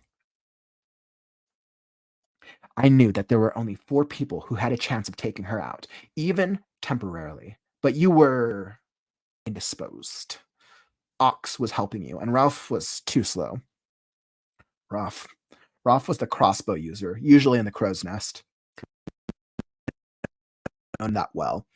But he had been a jokester, sometimes at his own expense. His upbeat attitude was sorely missed. He was the only crew member that could have gotten Vry to play without any sort of introduction. Jonas nodded, pain flitting across his gaze. Whatever she did, I've never seen that before. If I had known, I wouldn't have attacked. I would have just gotten you out of there. Why? The question escaped in a growl. Why do you worry about me so much? Kasai had been wondering for a while, but now it was apparent that Jonas had taken some risks to keep him safe, ones he probably wouldn't have taken before. It didn't seem to be just him either. Gore, Arat, North, and Bernard all acted almost overprotective, always watching, always helping. Sometimes he wondered how differently he was treated compared to the rest of the crew. Jonas stared at the ground and the silence stretched out. But before Kasai could say anything more, Jonas finally answered. You are Kira's son. I couldn't protect her. He took a shuddering breath. If I let anything happen to you, when I couldn't get to her in time, I would fail her as well as you. Kasai watched him carefully before speaking. But why? It wasn't your fault she died that day. You had no idea what was happening. Jonas shook his head. No, but supposed to deliver that letter to her. But then I had Bernard find someone in town to deliver it when I got busy. There was a tense pause. When that storm hit, I should have made sure she was okay. At the very least, I could have asked in town where her home was. But when we came to the town, and you ran to our house, you knew exactly where the house was. Something had struck Kasai as odd about that day, but now he knew what. Jonas winced, then nodded. I had an idea. And when you said she was already gone. If I had discovered if I had delivered the letter, things would have been very different for all of you. How did you know where it would be? Kasai asked. They were moving slowly now, and they could see Bernard waiting for them at the edge of the shipyard. Kasai wasn't satisfied with the answer. Jonas was hiding something, not much he could tell. I've been there before. Well, not to the house, but the village. And Kira mentioned the Pala forest, a clearing where she could see the stars and how it neatly hidden along the main path. Jonas shrugged. But if I knew how bad that storm would have gotten, I could have shown up and at least made sure you all got out safe. Kasai didn't respond, but kept walking. It didn't take them long to reach Bernard, who appraised them quietly before leading them to a large open pavilion where North was waiting. Let's see. I want to make sure. Oh, perfect. Kasai felt his skin prickle at Bernard's gaze, but he ignored it. He noticed several people walking towards the trees, most of them carrying tools.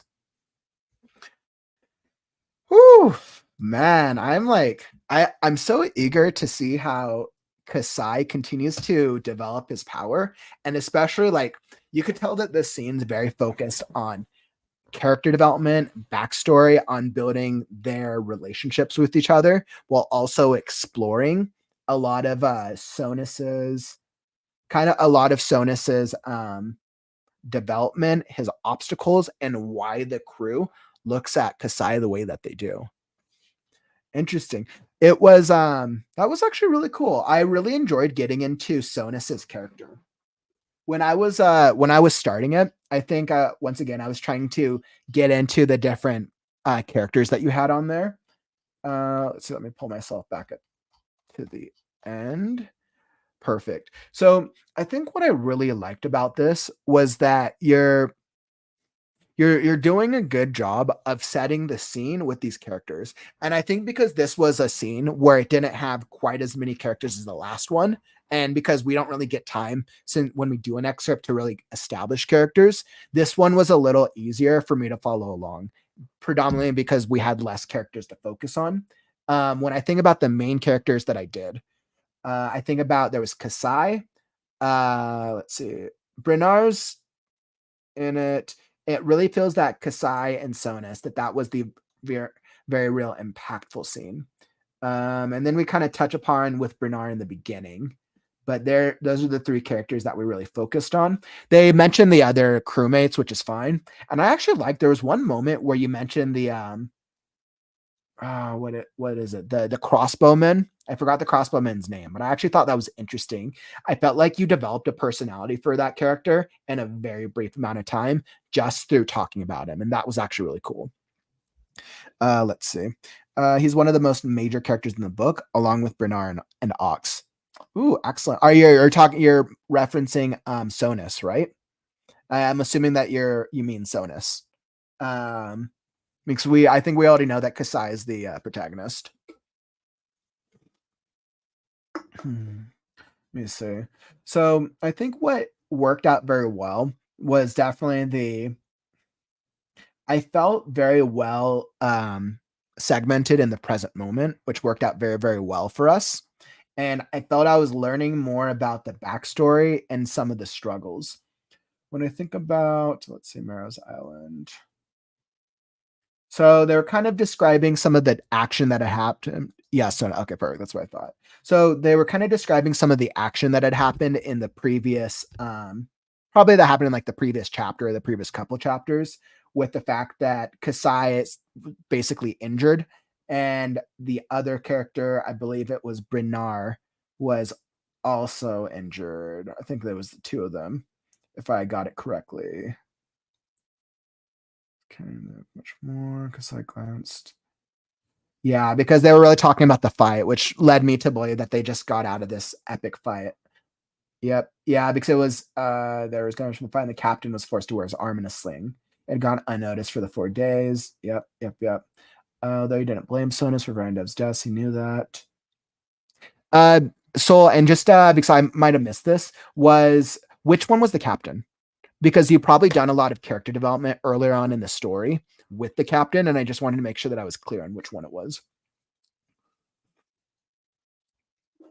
So, as I'm thinking about this story, I think I think the scene is serving its purpose. It's essentially forwarding the bond between Sonus and Kasai.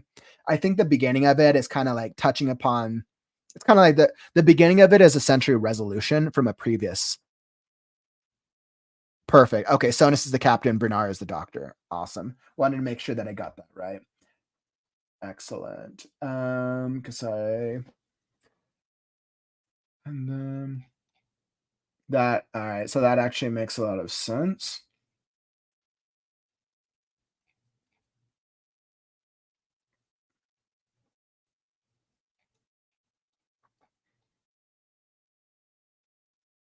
Yeah, that actually makes a lot more sense. So as we're doing the character development and understanding the characters, Jonas and Bernard. And I think because I'm not already well established with them, I was trying to make sure to get my footing between the separate characters and understanding which one was which. I like the story that he mentioned with Sella. I actually thought that was really interesting. How it's kind of like Sella's kind of tied into the backstory of how Sonus has all of this regret. Yeah, so that's actually really cool. And I think that regret is really what's creating this bonding moment between Kasai and between Sonus. I think for some reason I thought for a moment that Sonus was the doctor, but kind of thinking back and reading through this, it actually makes sense that Sonus is the captain. Um, and that Sonus has this like protective, father-like, watchful eye over Soul. Not over Soul, over Kasai. Although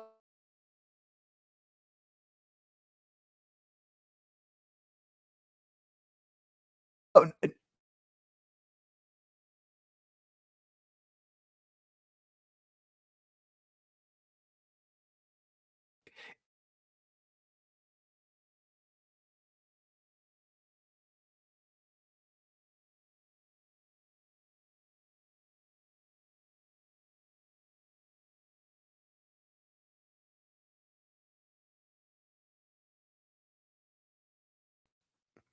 perfect. All right, we're back.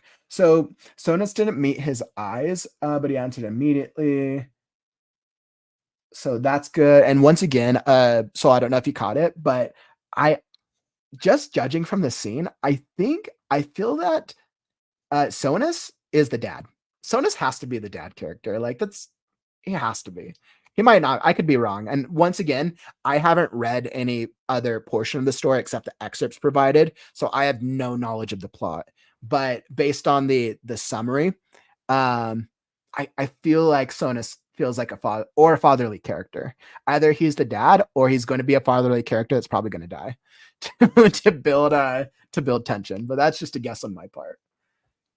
It honestly just kind of makes me interested on like what's going to happen with these characters next, because it's always challenging to write what I call like downtime scenes or write scenes right after a major action sequence, because you have to keep it engaging, right? You have to develop character, you have to forward the plot, but really any of the actions is going to be the description of like them walking or like the things that they're talking about or the things that they're seeing.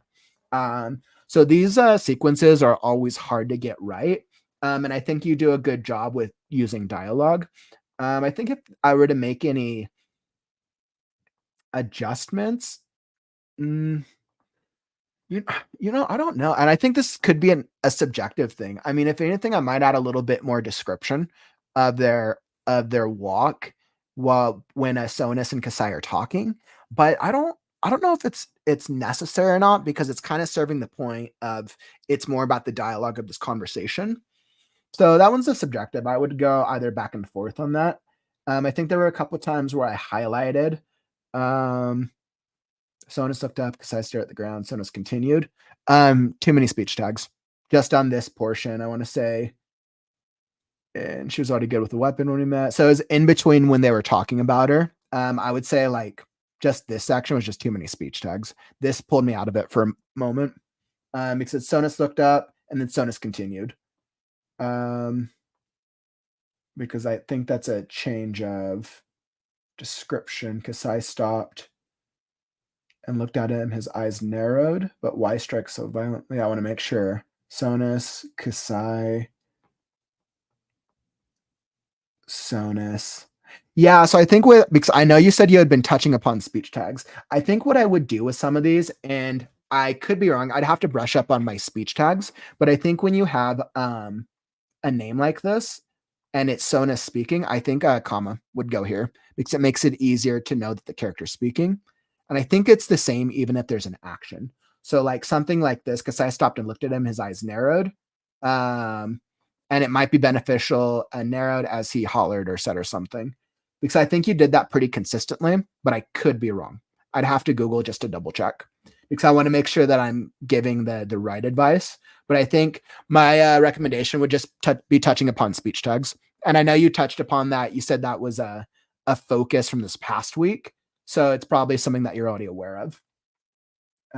Because at heart, once again, when it comes to dialogue, when it comes to tags and descriptions, we never want to pull readers out of the story. We want to do everything possible to keep readers engaged.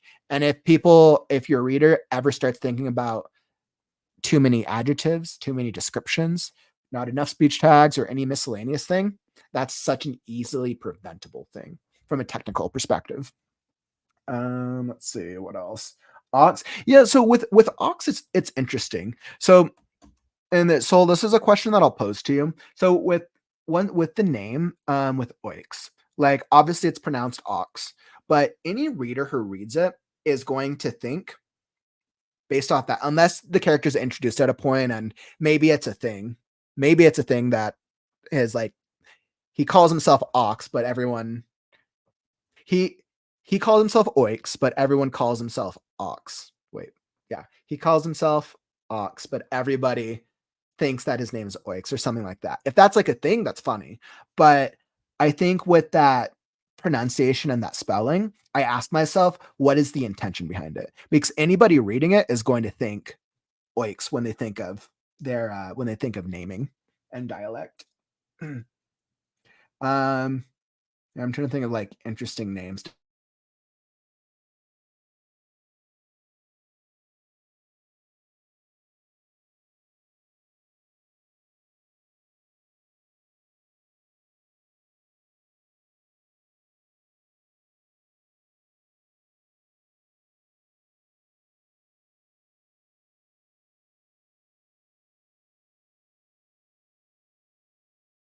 Good. There was a description. Uh, cool. We're working. So that adds the element that all of the characters, Gore, Arat, North, and Bernard, all the pirates, are kind of in like group mindset of protecting Kasai. And I think that's great because that adds to that element of family and the thing that Kasai is seeking to understand and protect. And I think that's actually really cool. That's like undertone thematic to it. Thematic undertone. Let's see. Let's see. I really like what you do with some of these descriptions. You using their descriptions to add tension. I think that actually works. I think some parts of the scene, so it's consistent, but that could just be a personal subjective request. Let's see. Someone in town. This is good.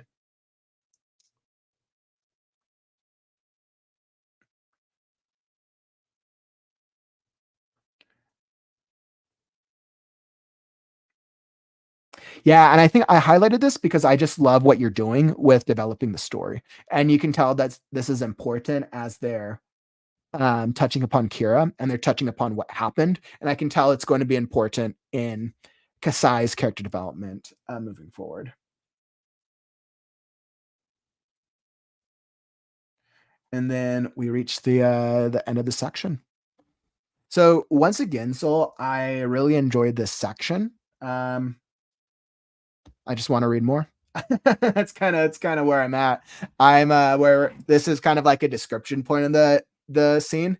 And now I'm really interested to see more of I want to see more of like the abilities and like the pirate thing. And this kind of makes me interested to now like read the kind of like how you go about the action sequences in it.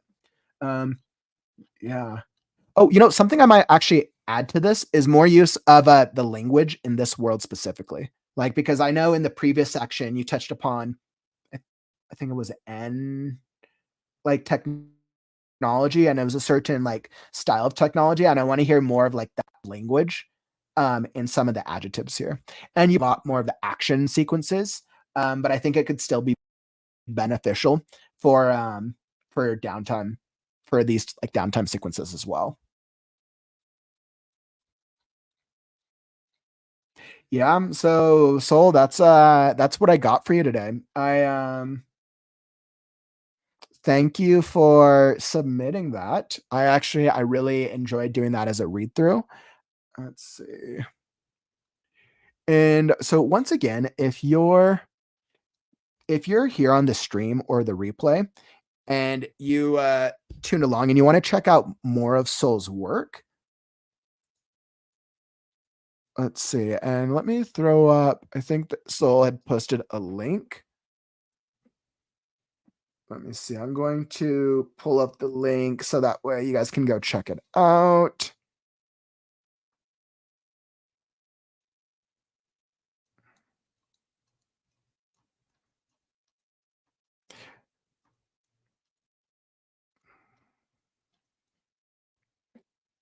All right. Let's see. So what I'm doing is I'm looking for the link to your books. That way, if people want to go check it out, they can go check out the website. I think I just forgot to save it on my end.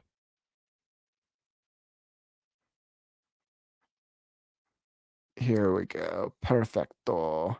Excellent. So if you guys want to check out more, choose your reader. Oh, I actually like that. So if you guys want to check out more, I'm going to try posting this link here again in the comments.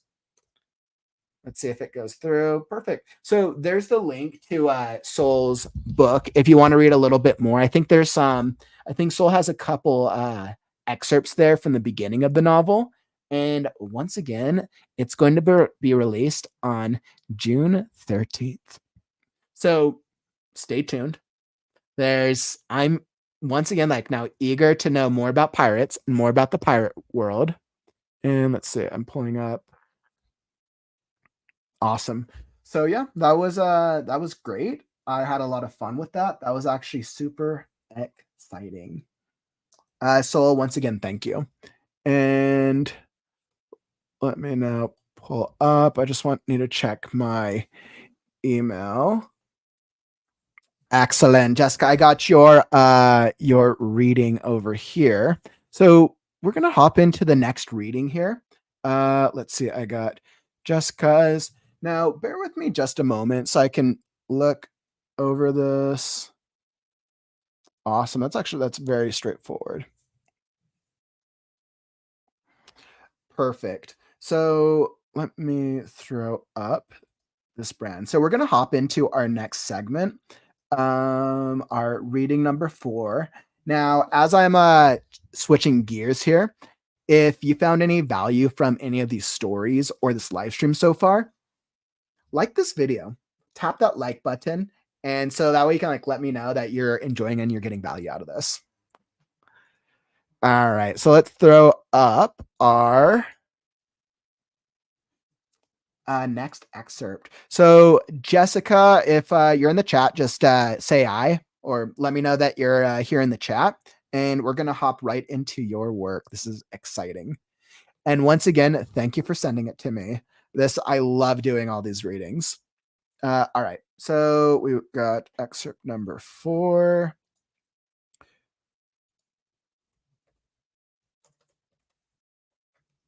And it looks like we'll be doing an excerpt. It's called Fairwood.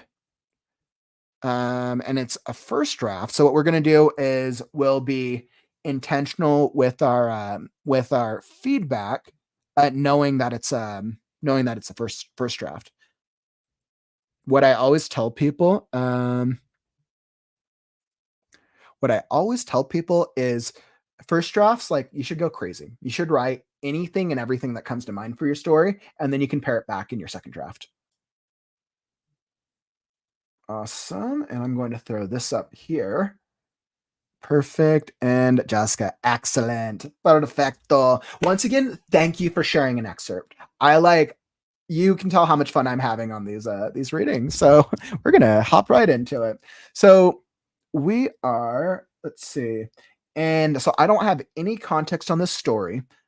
At least on this one. So what we're gonna do is we're gonna go into this and we're gonna see what we see. All right.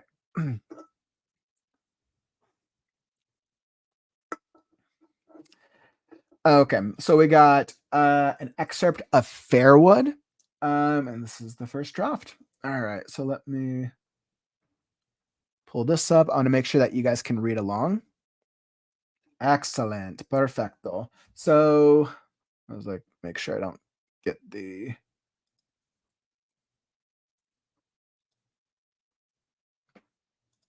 So I might try to do this. I just want to make sure that it's big enough for you guys to read without getting the Google Plus. Okay. So, first draft. Maddie, Ben yelled out under his breath. Oh my God, what did they do to you? He looked over her in horror and anger. She had a busted lip, black eye. Her side of her face was bloody and bruised. Her wrists were cut up from the zip ties. Ben tried not to get emotional. Mallory realized that he was Maddie's person and came over to him. She doesn't have much time. She is in labor. She killed Larry, who was trying to rape her, and I'm afraid that it really hurt her. Ben was even more horrified. He wanted to yell at Maddie for making such a stupid move, but knew that wasn't the right thing to do after seeing her in this condition. And her and the baby were in turmoil. Who else is in here? What is your name, miss? Riley asked Mallory, trying to be as delicate as he could. I am Mallory. My son is here, and there are 3 little girls here. 2 have been here a while, and the other just recently, Mallory explained. Both Ben and Riley looked at each other. Mallory, as in my sister. She is my sister. They had her all this time, Maddie said under her breath. I need to call this in. They have an FBI team on the way. You said there's a man dead in here, Riley asked.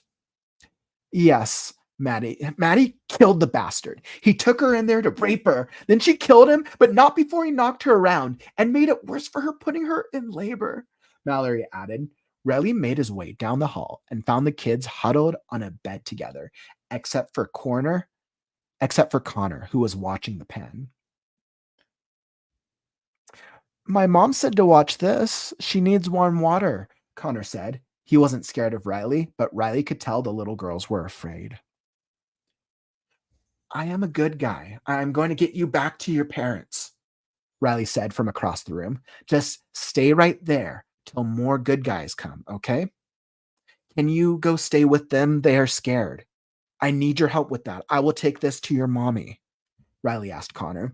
Connor smiled and ran over to the girls and sat with them.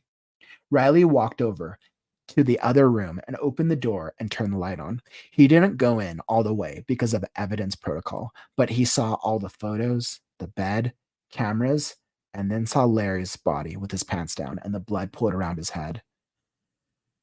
He shut the door and walked back to bed with the warm water, and Mallory thanked him.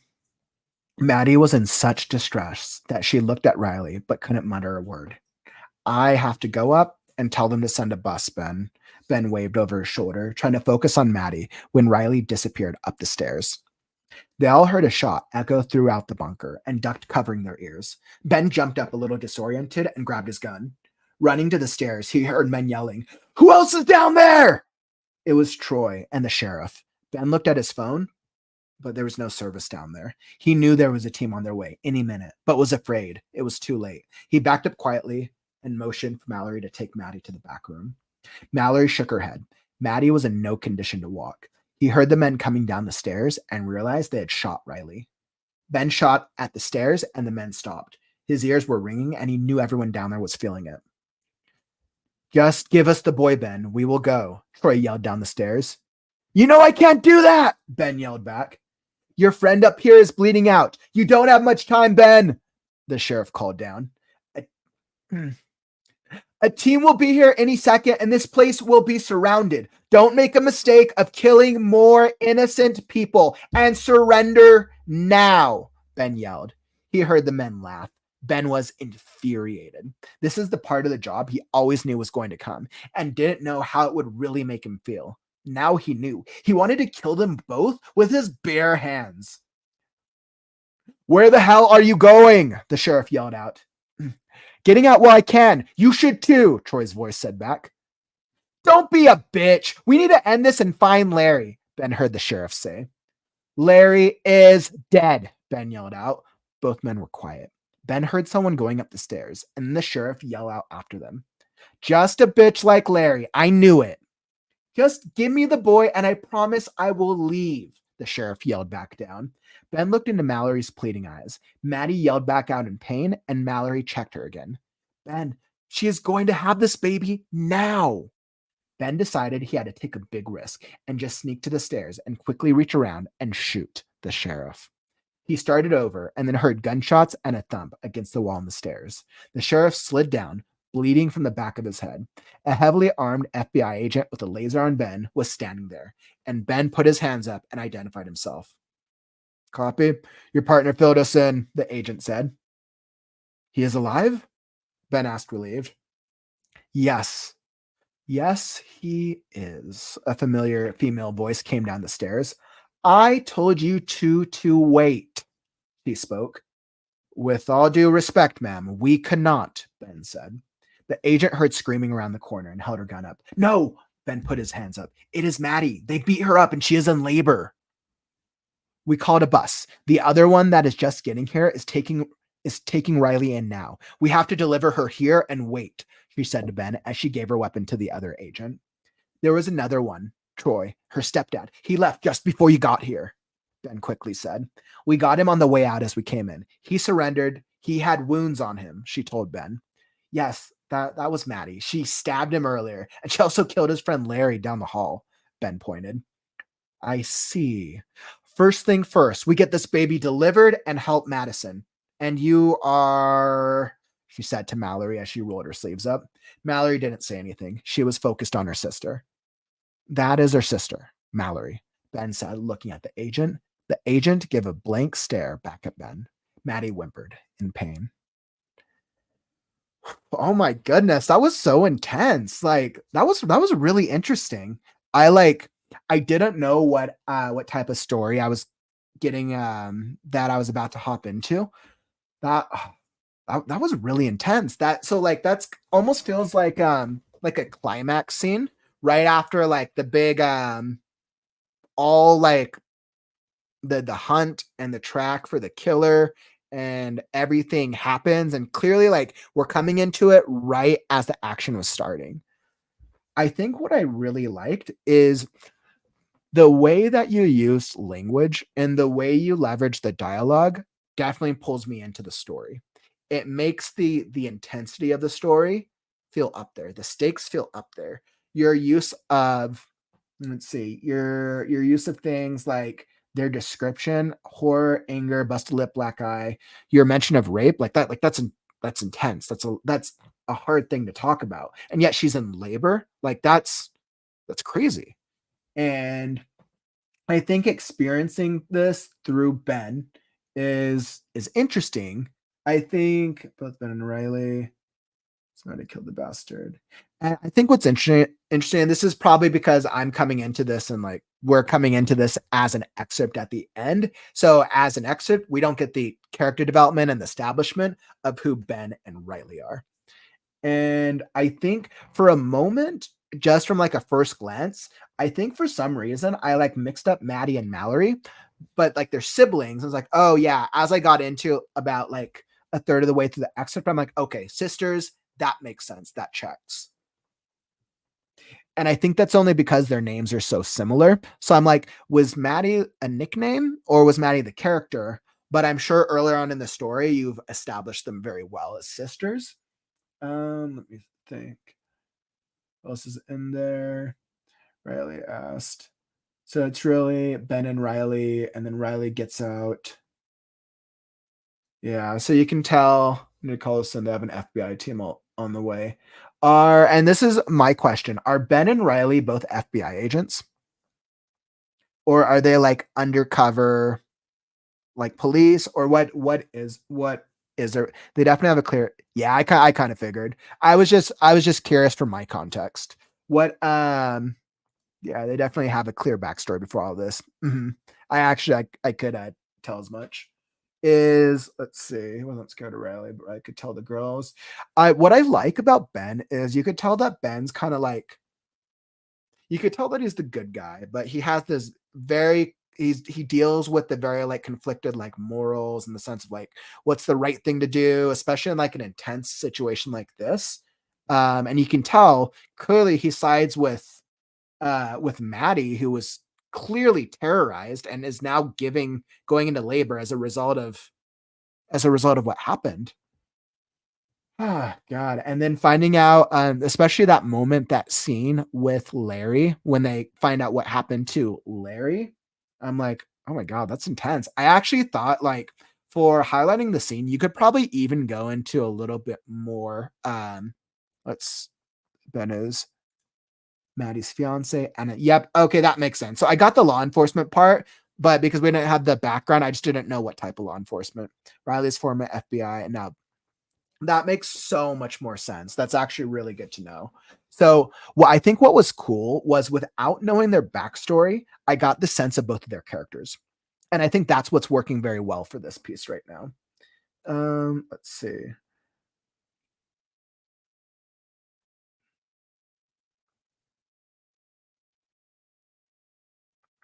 I think there's a lot of action going on in this scene, which works. Mallory and Maddie. Yeah, I think the one thing that I would just consider changing would be Mallory and Maddie, just the names. The names just sound a little too similar, unless that's an intentional choice, right? Unless that's part of like the character development and the backstory of like, oh, Maddie and Mallory is like a thing. If that's the thing, do it. But from like a reader standpoint, I don't want anyone to get mixed up by just two sisters whose names sound very similar. But once again, subjective. That's a subjective recommendation. Let's see. I need to call this in. That works. My mom said to watch this. She needs warm water. I think one of my favorite moments of the scene was this moment with Riley and I think Connor. I walked over to the other room. I need your help. Can you just go stay? I loved this moment because I think this and something I might recommend in when you go into a second draft is maybe like highlighting this moment a little bit more because it gives a well, what's the word? It gives more of a duality because this scene that they're in right now is it's all like horror, right? Everything that's happened is like there's death, shooting, people are dying, people are dead. Maddie was raped and is about to go into labor. Like that's horrible. And then being able to do an emotional change with this, like with the children, and with Ben being able to connect with the child is actually cool.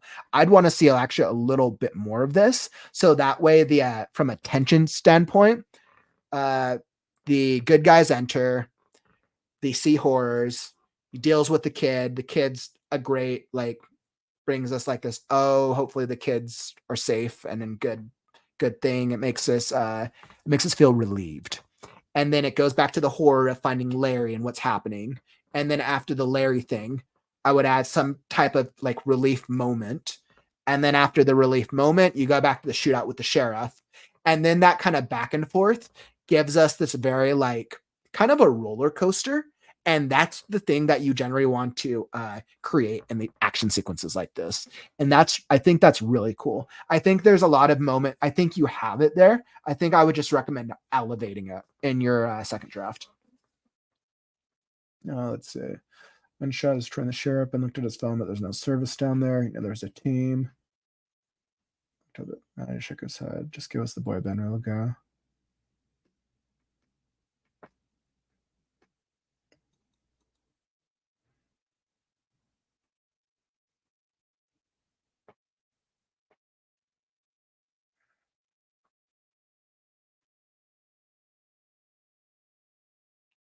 Interesting. So I think something that's interesting, and I think this was something that I wasn't that I was confused about, but it once again could be a result of coming into an excerpt.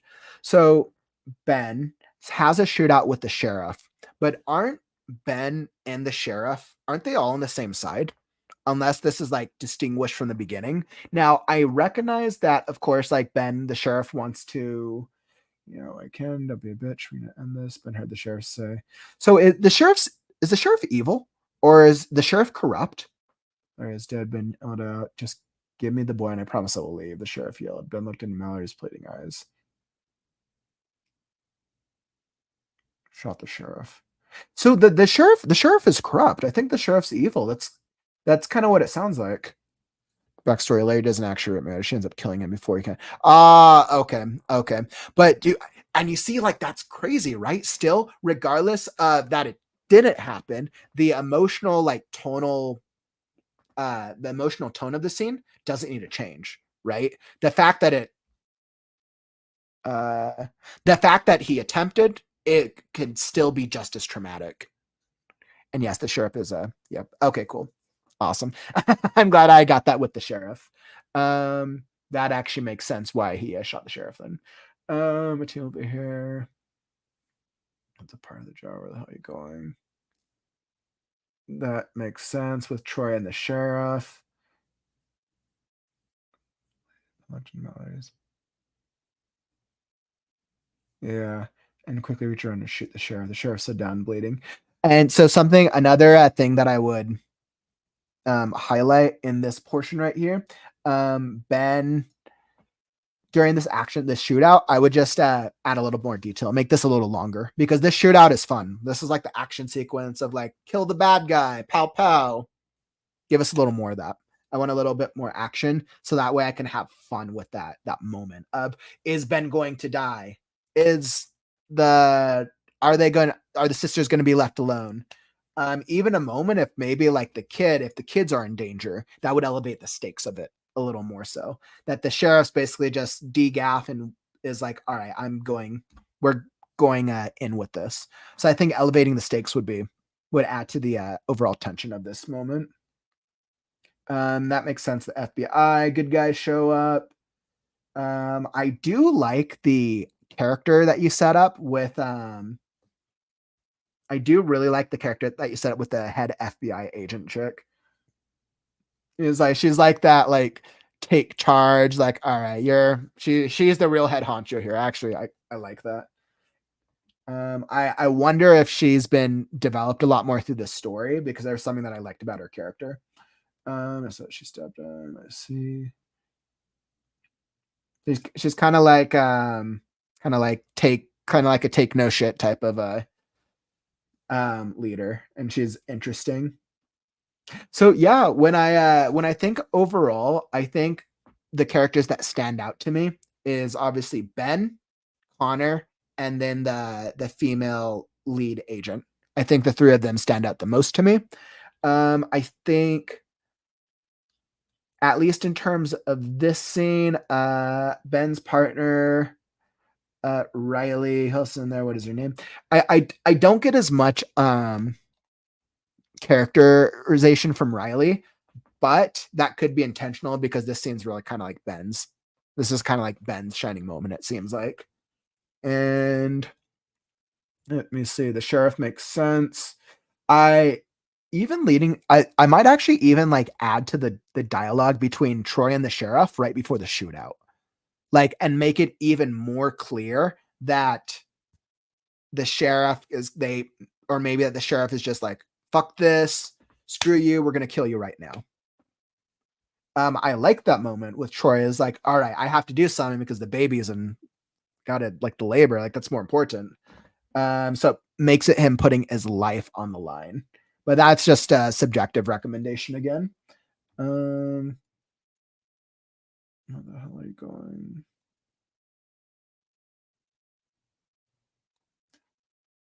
Yeah, I think that's all the feedback that I have for you, Jessica. I want to first off say, like, thank you for sending an excerpt. I know sometimes, especially when we're working on different drafts of our stories, and especially if you're a newer writer out there at all, not saying you are, Jessica, but just for other writers out there, it can be so nerve-wracking when we share stories with the world. In a lot of my early days, whenever I shared a story with like a writers group, I would get so nervous because I had put so much like joy and pride and love into my story. And then I like didn't want anyone to hate it. Like, I didn't want to hear negative feedback. So I'm like, people need to love it because I love it. But over time, through doing so many like readings, reviews, and critiques, I've learned to embrace the process and realizing that at heart, if I'm telling a story, like, I want everyone to read my story. And I got to a point where I'm like, all right, now I just share everything. Probably too much so. Like somebody will probably steal my work eventually.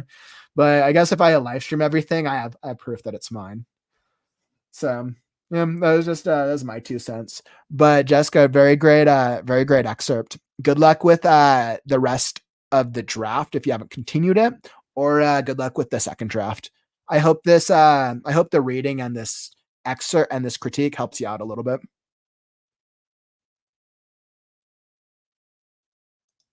Hey, reading climaxes of stories are always great. That was a great excerpt.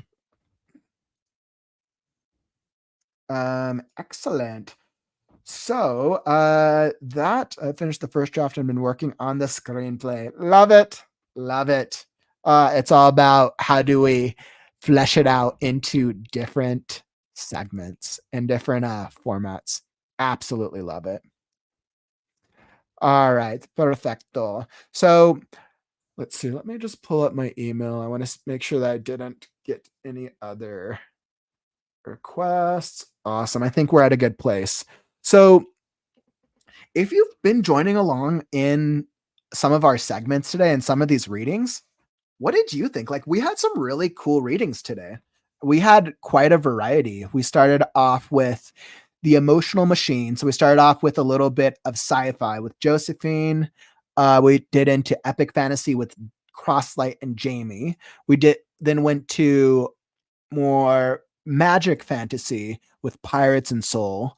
And then we went to more drama with Fairwood and Jessica. So we had some great stories, and that was actually a lot of fun, which leads me to ask, let's see if, let me think of this good question.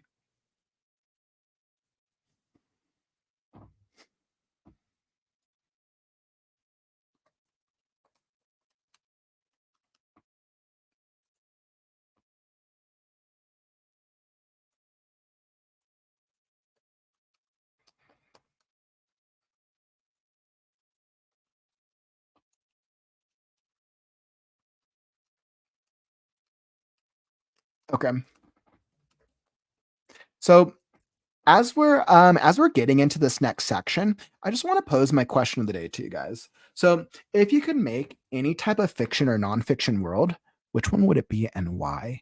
Are there any stories that you kind of have on like the edge of your mind that you're kind of like, all right, this is going to be like the next story I want to work on? Or is there any worlds that you've created that are like your absolute like favorite? You love it. You're like, you go in the world and it's like your pride and joy. So this is the question that I posed to you. If you're here in the live stream, or if you're watching this on the replay, let me know what worlds you're working on, what worlds inspire you down in the comments below. So for me, I want to say that one of my favorite I want to say one of the favorite worlds that I've ever worked on. Actually, I think Last Scarecrow is one of my favorite worlds right now. I think like I have so many projects that I've done, but I think with this world in particular, because I'm so like wrapped up and I'm so empowered by like this world in particular, I'm having so much fun with it. I think a previous story or a previous screenplay that I was working on, which I actually like had a lot of love for, was called Afterlife. And it kind of I think that what I was having definitely a lot of fun with. It was about a self-made entrepreneur who travels to the underworld to save his family from the seven sins.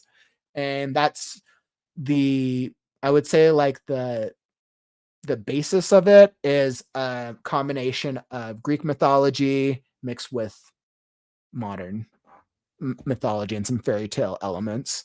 I think that was one of my favorite worlds that I've developed previously, because it's just like who doesn't love like the underworld description? Who doesn't love like creating this like epic underworld area? And I wanted to do like a cool reimagining of the Seven Sins. I know like so many people, so many stories have touched upon it, but I wanted to do it in a way that hadn't been done before. Unfortunately, that was one of and that's a script for a TV show, and that was one of the ones where I was working on, and then I lost. I lost my pilot. I lost it. It's on my to-do list to go back to it when I'm feeling it again. Let's see. Jessica, I have one that I'm looking for a co-writer for and have another I want to work on that is a dreamland. Ooh, dream sequences are fun. I love dream sequences. Speaking of dream sequences, Jessica, one of my absolute favorite movies, Inception. Oh, I love it. If you haven't seen Inception, like you should see it. Entirely subjective on if whether or not people like the ending, but oh, I love it. Kind of with Christopher Nolan, of course, we go all the way back to Memento was another interesting storytelling, but for dream sequences, like that's that was great. I would love to create a story, whether that's like a script or a book that uses the dream world. Um, I think one of my sci-fis kind of touches upon uses the dream world a little bit, but I've been playing around with how to do it effectively. Let's see. You need to message me about the Seven Sins one, right? That one's like it is really cool. It's one of my it was one of those ones where I was super passionate about, and then I lost I lost a lot of my information, a lot of my the stuff on my computer got corrupted. It was one of the pilots that I lost. So now I have a lot of elements of my rough draft, and I need to go back to like recreate it. It's with scripts, it's when you think about a script, and for all of you screenwriters out there, you want to think about what once you're done with the script, what are you going to do with it? Are you going to produce it yourself? Do you have the contacts, the networks to produce it? Or are you going to pitch it to somebody? Because once you have a script, that the path to success is different than a published novel. With a script, once it's ready, you then need to go find a production company to purchase your script. Essentially, it's called oh my god, I'm blanking on the term right now. It's basically they're buying the rights to produce the script and bring it to life. Um, the more they'll essentially look at it in terms of like a budget, in terms of how much money it's going to cost them to make it, and if it matches whoever their target audience is. So you can also go through like I think the same type of style to get your script out there, similar to two books, is going the competition route. That's another one. You can do competitions.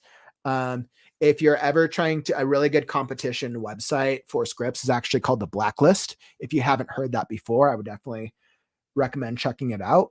Let's see. Yeah. But let's see, as I went on a diatribe about scripts. But that's awesome. You're looking for a co-writer for. I'm trying to think of if I've done like a full co-written project. I don't actually think I've done a co-written project before, but that would actually probably be really fun. Let's see. Come on, imagine. Oh yeah, so you're thinking that entering a contest would be one of your goals. Yeah, contests are a really good route. I think with the contest route, you just want to do your research on the contest you enter. Sometimes contests have entry fees, sometimes they do not. And I think it also depends on the credibility of the contest and what the prize is. So, but contests are a great way to get to just get your work out there. And if there's no entry fee for it, you literally have nothing to lose. Yeah, the contest route is a really good route, in all honesty. If you're here on the live stream, have you ever done any type of contest before? Drop a comment if you've ever been involved in any type of like writing related a contest. I'm kind of curious to hear more. I've never gone through the contest route personally, but I've talked with other writers who have, and I know that if you're like the winner, if you're either the winner or you're the runner up for a contest, it's a great way to provide social proof and credibility to your writing. It's absolutely a great strategy. So, yeah. All right. And thank you.